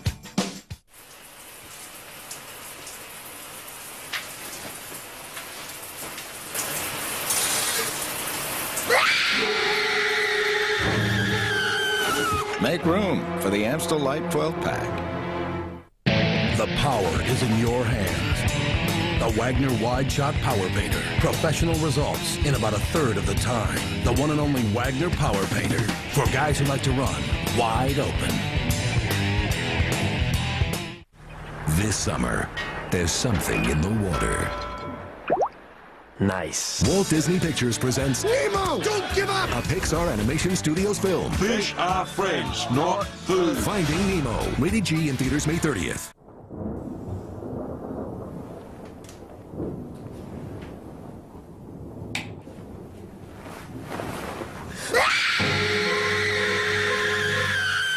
Make room for the Amstel Light 12-pack. You know the faces. You know the names. Belushi, Aykroyd. Their new album, Have Love Will Travel. They are big men performing big music. It's time to celebrate living in our great country by enjoying America's greatest tradition, the music honored by Have Love Will Travel. Jim Belushi and Dan Aykroyd, the world-famous dancing refrigerators, give you hot renditions of classic songs. Time Won't Let Me, Polk Salad Annie, Cadillac Man. They call me the Cadillac Man. 300 pounds. 300 pounds of a muscle in man. Music the entire family can enjoy and dance to. Call the number on the screen now and order your copy of Belushi Aykroyd, Have Love Will Travel, and you will receive an exclusive bonus disc with 2 unreleased songs free with your paid order while supplies last. Belushi Aykroyd, Have Love Will Travel. To order, call the number on the screen now. It's $17.98 per CD and free shipping and handling. Spurs leading 87-69. Let's go back and look at the fast break that Dallas had, and they would have been a sure 2 points. Watch when the break takes off now. The ball winds up in Nash's hands. He starts to go off on the break, and at this particular, right there, he has the ball, and what he understands is that he has one teammate running the right lane, which he could give up. But he thinks also that with this man and his big man, Nowitzki, running, rather than deliver the pass ahead and take the sure 2, he tries to go for more and get 3. He loses control right there. It gives San Antonio a chance to regroup, and then instead of getting anything out of it, they wind up with Finley missing the jump shot. So perhaps the best move there would have been pitch it ahead, take the sure 2, rather than try and get a 3-pointer out of it. Well, I think too many teams now in transition think 3 instead of layup first. I think it has to go, your priorities in transition. Layup, quick post up, and then the 3-point shot. For too many players, they're enticed with the 3 in transition. Tim Duncan, 10 of 12 from the foul line. Had the 12 of 19, missing some key free throws down the stretch in game 1. Dallas has shot 10 of 16 here in the third quarter. San Antonio's been off for 6 to 15. 2.5 remaining in the third. Van Exel.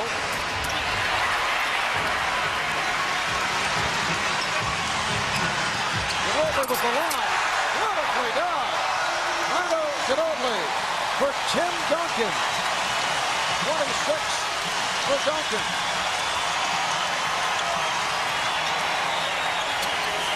Finley goes to the crossover.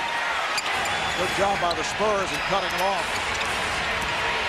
Van Exel. Nick Van Exel able to break it down. Just under 2 to go now. Third quarter, Spurs 90 and the Mavericks 71.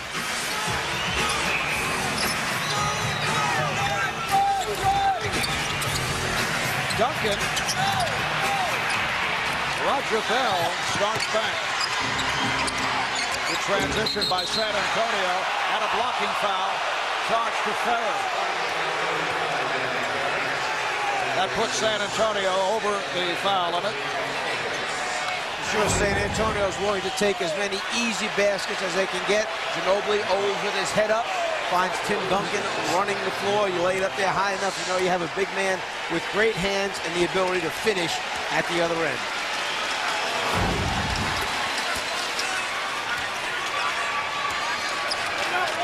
Walt Williams, only a 62% free throw shooter during the regular season. 17-point San Antonio lead. First half, Spurs had only 4 turnovers. They turned it over 7 times in this third quarter. Nice pass. Tim Duncan to Stephen Jackson. And since Duncan came into the league, he was a poor passer when he first came into the NBA, and now he's an extraordinary passer to cutters. Roger Bell. His second field goal, 92. 75, San Antonio, a minute remaining in the third. Nowitzki playing with the 4, foul. Duncan goes at him and scores. When you think of how many times the ball winds up in Tim Duncan's hands, whether it's in the low post, whether it's out high, he becomes a decision maker so often for the basketball team. Here's Finley. Nice save. Bell is on it. Van Exel passed on the 3. Ginobili back for the Spurs.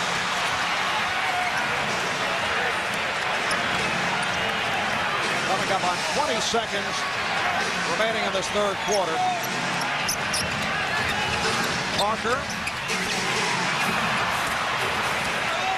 He shot that too early again. It's the second time he shot it too early. Final seconds of the third. Nowitzki spinning his way on Ferry, gives it up. Too much time with Finley with the 3, and it's waved off. They'll review it.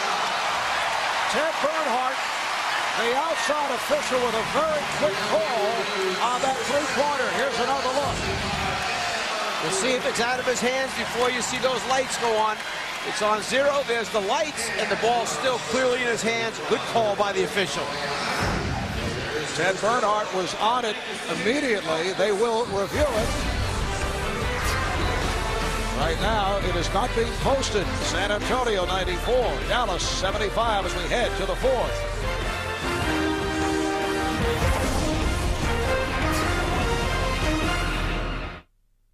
CJ. Ran by 2.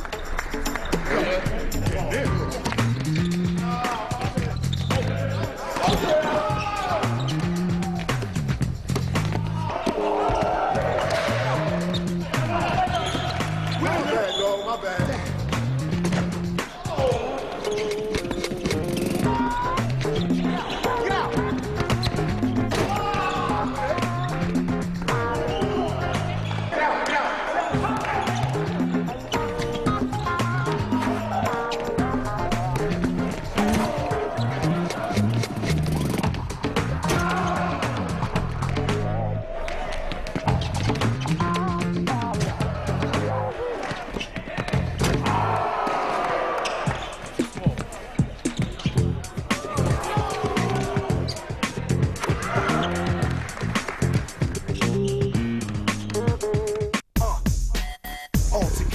So competitive, brothers to the core, we link, don't forget it. In bad times and good, friend or foe. If life's a game you play, then I'm 1 for 0. All day in the dirt, my sweat's my paycheck. We're brothers to the core.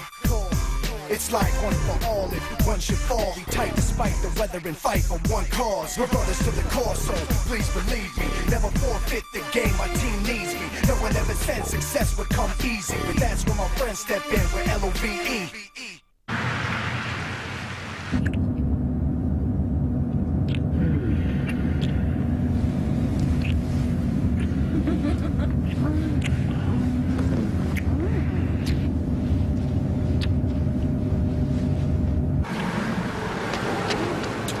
Mom, Dad, we're here. Oh, great. Oh. The Hyundai Sonata with America's best warranty. Boy, am I hungry. When life keeps getting better, you win. We just stole $35 million worth of gold. He betrayed his friends. What are you doing? Made a few plans of my own. On May 30th, it's time for payback. You ready?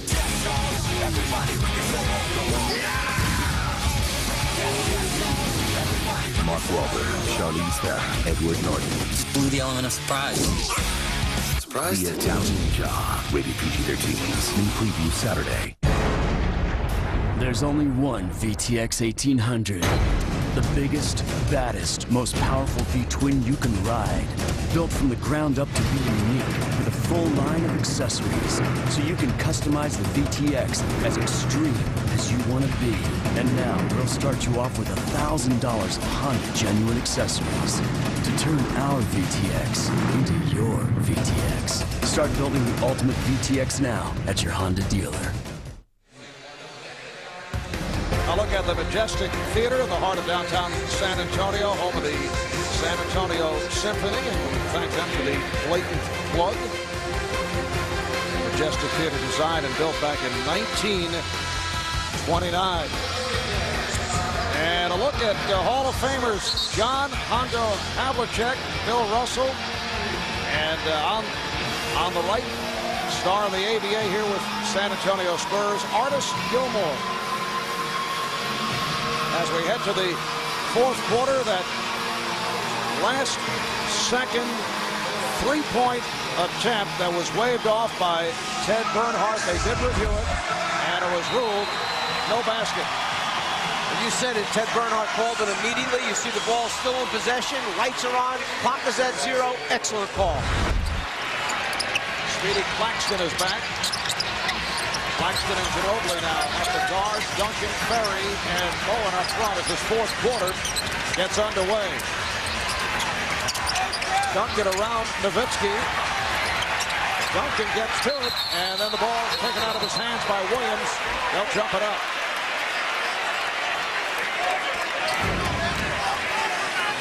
See how long Tim Duncan is when he comes in there. He basically gets those arms extended all the way out. There you see the jump ball being called between Williams and Duncan.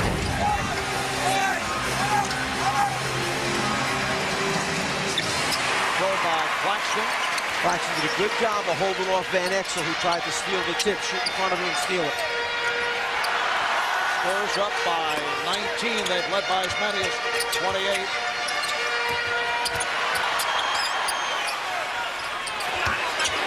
Bowen. That was a two-point attempt, rebounded by Nowitzki.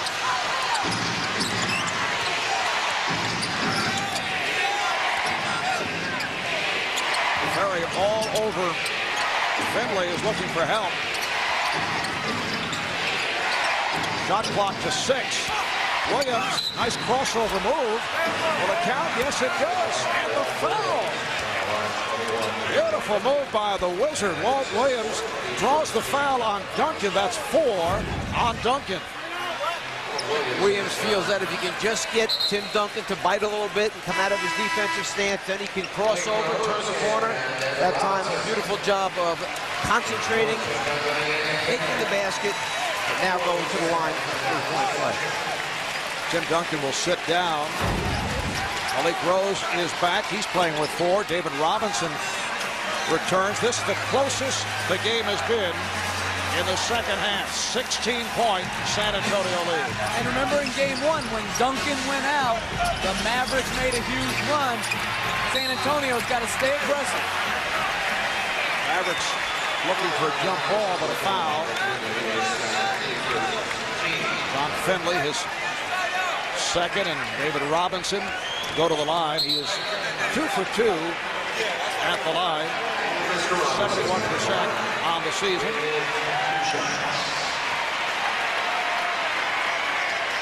Robinson has played only 15 minutes tonight.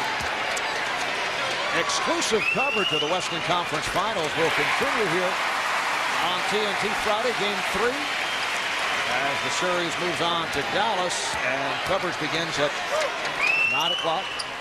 And on Sunday, Game 4, starting at 8 o'clock Eastern Time.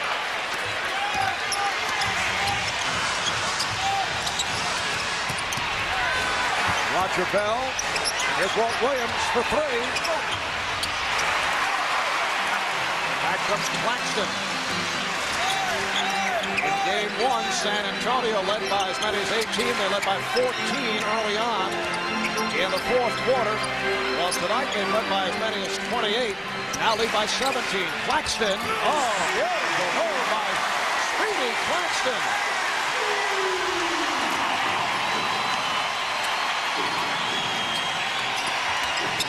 Nowitzki chased by Bowen. 20 points for Dirk Nowitzki. Because Robinson came across the lane immediately. Once he saw Nowitzki with the ball, it took away the drive opportunity. Nowitzki has to stop, pull up, and shoot that little fadeaway.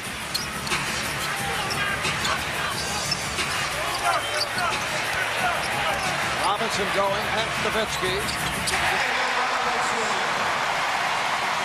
Dirk Nowitzki playing with the 4 fouls, and obviously it has affected him. Last touch by San Antonio.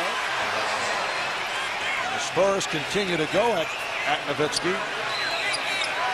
Steve Nash checks back in, replacing Roger Bell.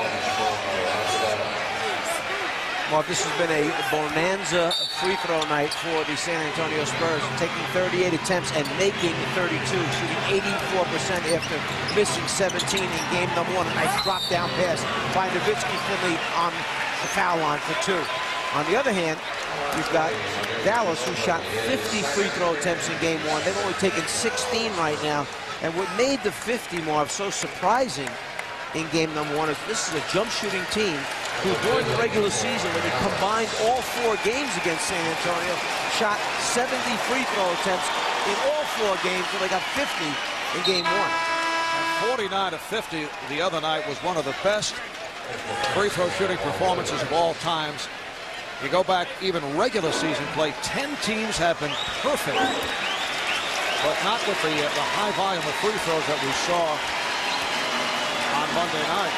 Utah once had a 39 for 39. Indiana 3 years ago, 40 of 41. But records on consecutive shots, be it free throws or field goals, are difficult to track down through the years, according to the Elias Sports Bureau. I thought you asked Jeff to check that out. Malik Rose is fouled, a hard foul. Rafe LaFrance called on the personal. Here they run a little pick and roll. Ginobili makes a nice little pocket bounce pass. Rose takes it to the rim and was fouled, and he's back at the line. It's 5 on French. But for whatever reason, remember we had the playoff game in Boston where the Celtics reeled off 14 consecutive shots. They were not able to track down. Field goal attempts we're talking about in that particular game. They were not able to track down whether that was a playoff record. You have to go through all the play-by-play sheets and go way back. It's not a good intern job where somebody with each program, all 29 teams, assign someone to do that for the year. Go through every play-by-play for all the years. Dar assigning the job to some intern out there. All interns. All right, here's Van Exel for 3. It's down to 14. And lots of time remaining. And it was 14 with 8 to go in game 1 as well. So they're right back where they were in the previous game. Nice move by Rose. Oh, what a fake. Malik Rose. Around Walt Williams. 101-85. Van Exel by the teardrop. 3 of 11 shooting for Nick Van Exel.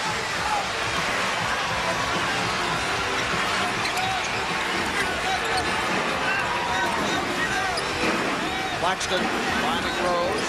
Now Rose draws the double. Here's Ginobili. Off the take, has to give it up. 1 on the shot clock.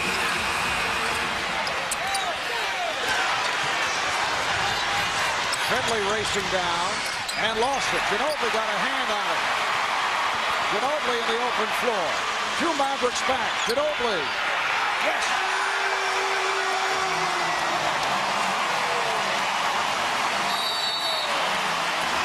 Mavericks take a timeout.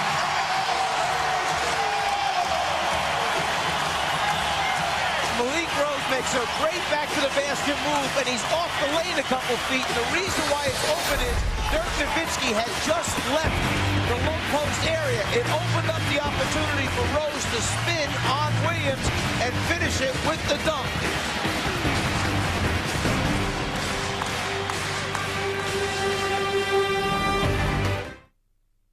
Doesn't Miller Lite taste great? Less filling! Wait. What about this? Doesn't Miller Lite taste great? Great taste! Great taste! Less filling! Great taste! Less filling! Less filling! What do you think about that? That's art. Tell it over a great tasting, less filling Miller Lite. It's Miller time. I've got an idea.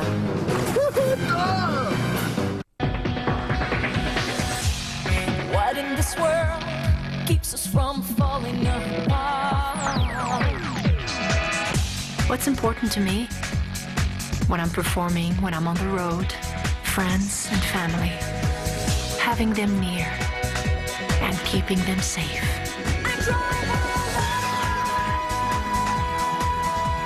Chrysler Pacifica. Saturday night on TNT. Son, Defending the law has never been this dramatic. we find him. Here's where it is, right here. We beaten him down. See Will Smith and Martin Lawrence in Bad Boys. Saturday night at 8 on TNT. Gives me a rush. How would you like to own your own business where all you need to do is go to your mailbox each month and pick up a check? It can be that easy with Ameripause, and our business is structured to help you earn big money your first year. It's all thanks to the unique money-making terminals from Ameripause. These point-of-sale or POS terminals are used to swipe credit cards in retail stores, but the Ameripause terminal does so much more. It sells prepaid phone cards, does electronic funds transfers, sells prepaid cellular airtime, and much more. And with every transaction, you make money. Merchants love them because they bring in so much additional money, and we help you partner with the most profitable locations so you make money on every Ameripause transaction. Call now. Ameripause only accepts a limited number of distributors in each county. Your call today could be the beginning of a whole new life, so call now.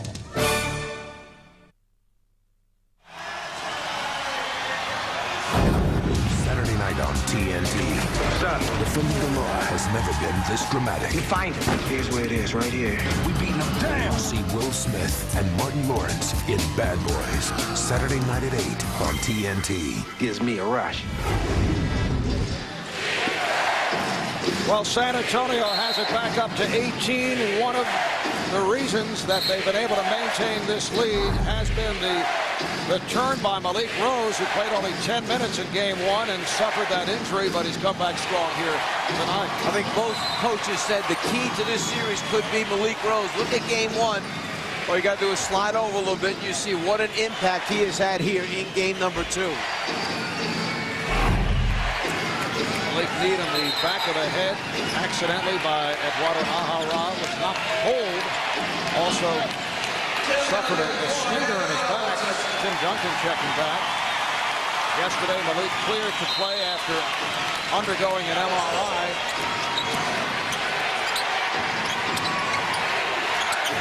Seven and a half remaining in the fourth. Van Exel for Nowitzki. Dirk Nowitzki from downtown. 103-88.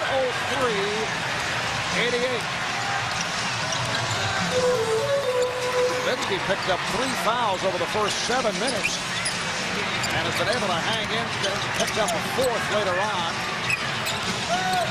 Now Nowitzki defending Duncan. Finley with the rebound.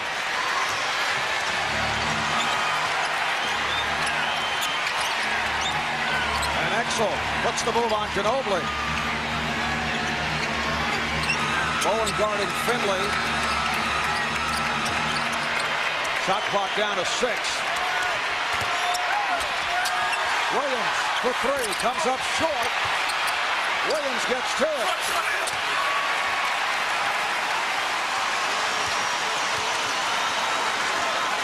Popovich staying with Speedy Claxton. And he was blocked by Steve Nash. And Claxton has played very, very well in both games. Offensively, he's not a shooter, but he's penetrating, he's pushing it, and he's doing a nice job defensively. Well, Steve, I was just going to say, defensively, he's made some real good things happen. He gets his hands in, he comes up with some strips and steals, and he's done a good job on all that dribble handball stuff that Dallas likes to run. 13th foul on the Mavericks. Ginobili, right for French, who just checked back in for Walt Williams, able to rebound. LaFrance from Nash. It counts, and the foul. It's a blocking foul. Number 5 on Rhodes. The idea is to see now if the defensive player can get outside that dark line, the restricted area. You see his right foot looks like it's still on the restricted line, so it was a block. But it doesn't matter in that case right there because he caught it in what's known as the lower defensive box, which is one step off the lane. So if the ball is caught one step off the lane or in towards the basket, all the defender has to do is be set and take the charge. So I'm not sure whether Dick Pavetta called the block there because of the restricted line or because he didn't feel Rose was there in time. At 11-4, Dallas runs. It's a 12-point differential with 6 minutes to play in the fourth. The Spurs have led by as many as 28. Shot clock to 6. Curry rejected by Nowitzki. And here comes Van Exel. And Greg Popovich has seen this movie before. Van Exel to Nash. Finley for 3. Yes! San Antonio wants to talk it over.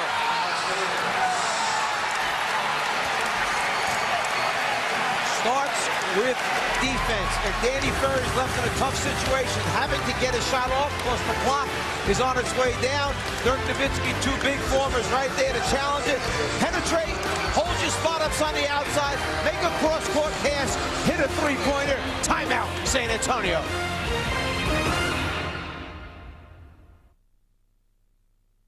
From TNT. If nature selects you to be a cold-blooded killer, then that is what you are. Alec Baldwin. What did they tell you? Second Nature. See the world premiere Sunday, June 22nd at 8, only on TNT. First pick goes to the Philadelphia 76ers. Number 1 pick, the New Jersey Nets. That means Orlando's got it. They are the prize picks of the NBA draft and can change the course of a team's destiny. What? Me? The first pick? Witness the thrill as the future of a franchise is revealed. Philadelphia 76ers select Allen Iverson. The NBA Draft Lottery, Thursday, May 22nd at 8 p.m. on ABC. What in this world keeps us from falling apart? It's a perfect environment. It's about luxury, space, and elegance. It's about a place so comfortable and complete. You'll never want to leave. Chrysler Pacifica. Don't we need broccoli? I think I need a haircut. Kids who can't wait to go on everyday errands? How are we on gas? Here's why. Bank One introduces Disney's Visa credit card. The new way to turn your everyday spending into magical Disney rewards. Disney's new Visa card. You don't know what I had to do to get here. Only from Bank One. And now the toughest leg of the strongman competition, Norm. The Bud Light Industrial Fridge Pull. Jim, that's 1,000 pounds of pure hernia that they'll try to drag across. Sorry to interrupt, Norm, but it looks like a fan from the stands has stolen the Bud Light. Oh! A huge hit from out of nowhere. And this guy's got the foot speed to take this thing all the way. Oh, man! Coming, bro! For the great taste that won't fill you up and never let you down. Okay, who's the hero? Make it a Bud Light. Back in San Antonio, here are tonight's Bud Light headlines. First of all, Reggie Miller of the Indiana Pacers had successful surgery on his ailing right ankle. Danny Ainge has extended head coach Jim O'Brien's contract with the Celtics. Sources close to the negotiations tell me that now Jim O'Brien has 3 years coming at a nice number. Danny Ainge opened up the purse. What do you mean sources? You have to reveal sources.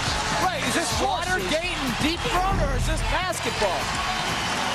I'm not allowed. And the Pistons coming back. Yes, they overcame an 11-point fourth-quarter deficit. New Jersey did, taking a 2-0 lead. Game 3 tomorrow night at the Meadowlands. Bowen is run into by Nash. Mavericks with their 4th team foul. We're down to 5:24 remaining in the 4th. San Antonio has led by as many as 28. The Mavericks have cut it to 9, and they have done it with 3-point shooting. A 14-4 run by Dallas. They've hit 11 of 27 from downtown. Malik Rose sitting down after picking up his hit. Tim Duncan, 30 points. For Duncan is playing with 4. Dirk Nowitzki playing with 4. As is Steve Nash. And Exel. Nice move. It counts. And the foul. Boom. Call for the foul, and Van Exel will go to the line. Van Exel has not been able to find the range from outside, but he's been very successful penetrating. And you see the contact on the head at the end by Bowen. Van Exel likes it because he knows he got them right back there with the possibility to still pull this thing out. Bench is involved here. And I like what Popovich did coming out of the timeout, Mark. He took his best guy, Duncan, and he said, you go stop their best guy.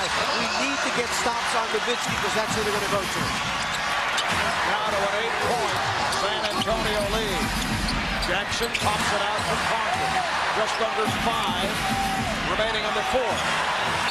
LeBron's able to break it up. And that's a very poor passing angle to enter the ball into the post. Parker was above the free throw line. The French is three-quartering. He's got to use his dribble to create a better passing angle. Take the ball with the right hand, down, break the foul line, get below, then enter it into the post. Now Ginobili replaces Bowen. 8 on the shot clock for the Spurs.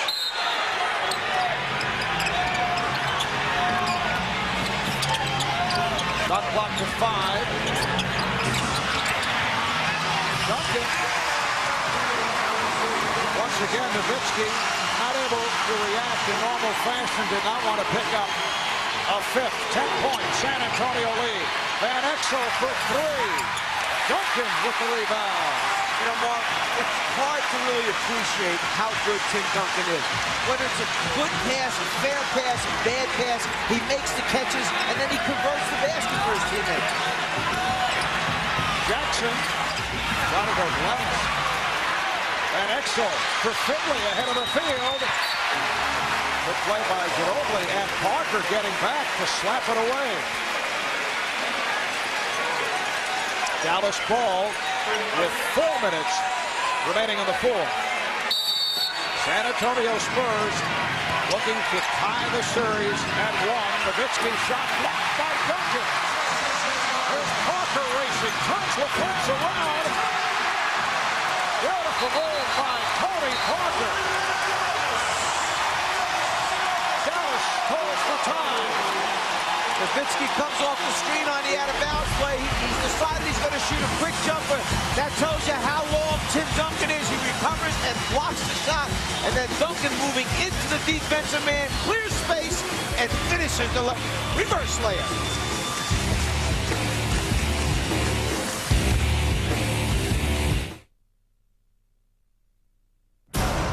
What a big heart that boy has. Bring it to me. Chris Noth, Jeremy Sisto, Caesar, Sunday, June 29th at 8 on TNT. Here's a look at tonight's Lamisville lessons in footwork. And it's Tony Parker off on the fast break. I'm not sure if it should be Tony's footwork or the way he turns Rafe LaFrentz around at the end. Some fancy footwork by the offense and by the defense. 15 points for Parker. Tim Duncan, the high point man, with 32. Michael Finley leads Dallas with 29. Dirk Nowitzki with 23. Spurs have led by as many as 28 points. Dallas got it with an 8. Now a 12-point game with just under 4 minutes remaining. Excellent Nash at the guard. Nowitzki, Williams, Finley up front. Duncan switches off. Here's Nowitzki from way downtown. Good hands by Jackson. Steven Jackson able to handle it. Parker asked for the pick. Now Rose cuts down low. Duncan being played by Williams. Rose facing up. No call made on that contact. Duncan with the shot clock running down. And here comes Nash. Van Exel pulls it up for 3. Yes! Van Exel from downtown. So the Mavericks trail by 9. Bob, remember earlier we said Nash didn't pass it ahead to Van Exel. That time he gave it up, the result, a 3-point shot. And it all started with another bad San Antonio possession late in the game. 2:40 remaining on the floor. Ginobili with 1 on the shot clock. Yes! A huge bucket from downtown by Manu Ginobili. Van Exel rebounded by Jackson. Spurs by 12 as we approach 2 minutes to go in the fourth. Van Exel just picked up his dribble, 1 dribble early, couldn't make it to the rim where he wanted to get to.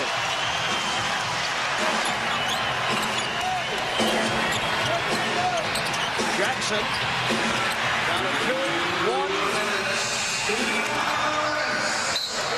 Well, the Spurs able to use the clock down to 1:56 remaining in the fourth. And they did that in the last 2 possessions. Ginobili hit a 3 off a great inside-out pass by Duncan, and then Steven Jackson made the right play. Showed the shot, drove it into the heart of the defense, and just missed a makeable 8-foot jump shot. You can see that Dallas has a full and a 20 left. Spurs 2 full and a 20 timeout left. Nash was trying to draw the foul. Now the foul on Van Exel. That puts Dallas in the penalty.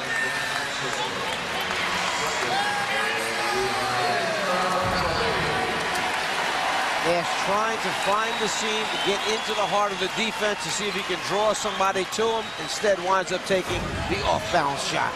And that was an excellent no call right there. The offense generated all the contact there. Tony Parker did a good job pulling his hands back and not fouling an off-balance 1-foot runner by Nash. Now the Spurs hitting their free throws tonight. They started out 24 for 24. They tailed off slightly. 10 of the last 18. They lead by 14. Nowitzki mishandled. Oh, Ginobili kept it alive, but the ball back to Dallas. The crowd applauding the hustle of Manu Ginobili, who a moment ago was able to hit from beyond the 3-point line. A critical shot. Van Exel. Once again, the Spurs will try to use that 24-second clock. And then away from the ball, Joe Crawford blows his whistle. In a discussion now with Dick Bavetta.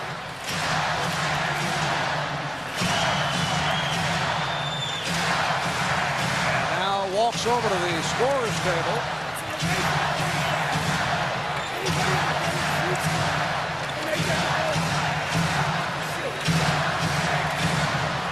And he's calling a foul away from the ball. but usually long discussion regarding that play. And that's the type of foul that we were talking about in relation to Bruce Bowen. They grabbed someone, I'm not sure who, but on that foul below 2 minutes, San Antonio gets one shot in the ball, and San Antonio picks the shooter. We're looking down in the corner. Right there under the basket, you'll see them grabbing a player away from the basketball, intentionally taking the foul. Joe Crawford raises the hand. That's why when he went over to Greg Popovich to the table, Joe Crawford said, who do you want to shoot the free throw? Greg LaFrance on the foul. He is fouled out. We're down to a minute 23 remaining. Well, we have LaFrance for 6. He's on the floor. And a foul called on Finley. So Parker will go to the line.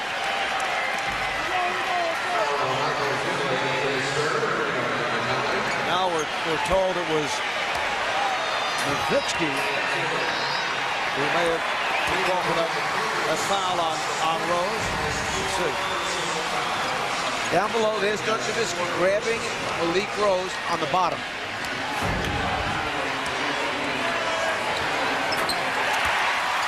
So the Spurs with a 117-100 lead. Nash tripped up. That puts San Antonio in the penalty. So for the Dallas Mavericks, another comeback effort. This one will fall short, but they provide a scare to the San Antonio Spurs, who led by as many as 28, but the Spurs able to rally down the stretch. A 12-3 run that will preserve a victory.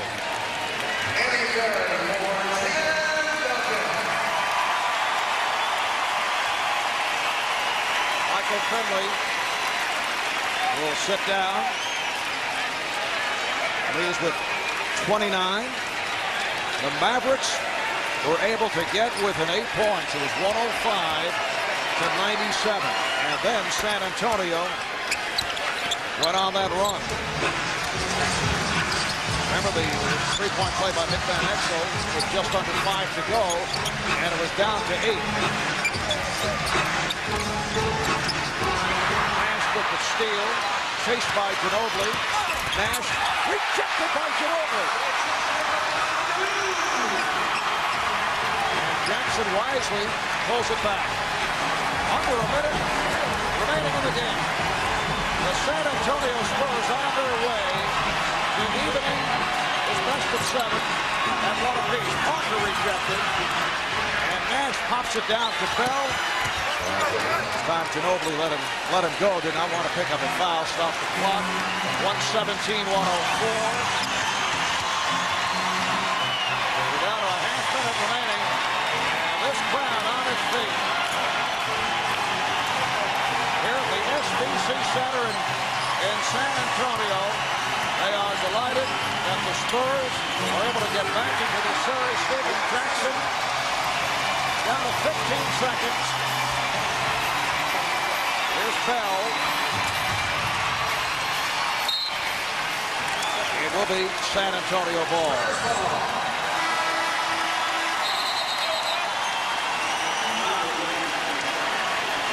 Seconds remaining. Game 5, really game 3 in Dallas on Friday night. Game 4 in Dallas on Sunday, exclusively here on TNT. Greg Popovich asked that he breathing a sigh of relief as he was watching the Mavericks make their way back into this. That's a violation. Yes. On a spot throw-in, you cannot move along the baseline. Danny Ferry forgot. He didn't realize that. He thought it was after a basket where you can run the baseline. Instead, it was a spot throw-in situation by Danny taking a step on the baseline. It's a violation. I'm really disappointed Ferry's former coaches like Mike Fratello didn't teach him the rules of the game. Traveling violation on Ferry. Rafe LaFrance 5 seconds to go. The San Antonio Spurs defeat the Dallas Mavericks 119-106. San Antonio, the highest scoring game in the postseason. A happy Tim Duncan leading the way, 32 points, 15 rebounds, 3 blocked shots. Malik Rose off the bench, 25. Tony Parker had 19. Steven Jackson with 17. Michael Finley, high man for Dallas, with 29. Let's go to Craig with Tim Duncan. Well, Tim, this time the Dallas comeback fell short. What was the difference? What better decisions did you guys make tonight? Continue to attack. Our second halves have been kind of shaky throughout the entire playoffs. We stopped attacking. We get some leads, and we kind of play it safe. We attacked the whole way through. Defensively, we were solid, didn't give us many open shots, and just played out the second half much better. It's a disturbing trend for you and your teammates and your coaching staff. It makes for dramatic TV for us. But mentally, what happens when you see a 28-point lead go down to 8? What are you guys thinking? We're still up 8. So we keep on playing through it. Luckily enough, we hit some shots down the stretch and kept it safe. Offensively, you led the way as you usually do, but defensively, when they needed some big baskets, you guarded Nowitzki. What do you do against him defensively? Great shooter, just trying to stay in front of him. He can really put the ball on the ground, really get to the basket, contest his jump shot, and then leave it at that. And if Danny Ferry would have gone to Wake Forest, would he have known not to travel? And Absolutely not. Thanks a lot. Thank you, Buck. All right, thanks, Craig.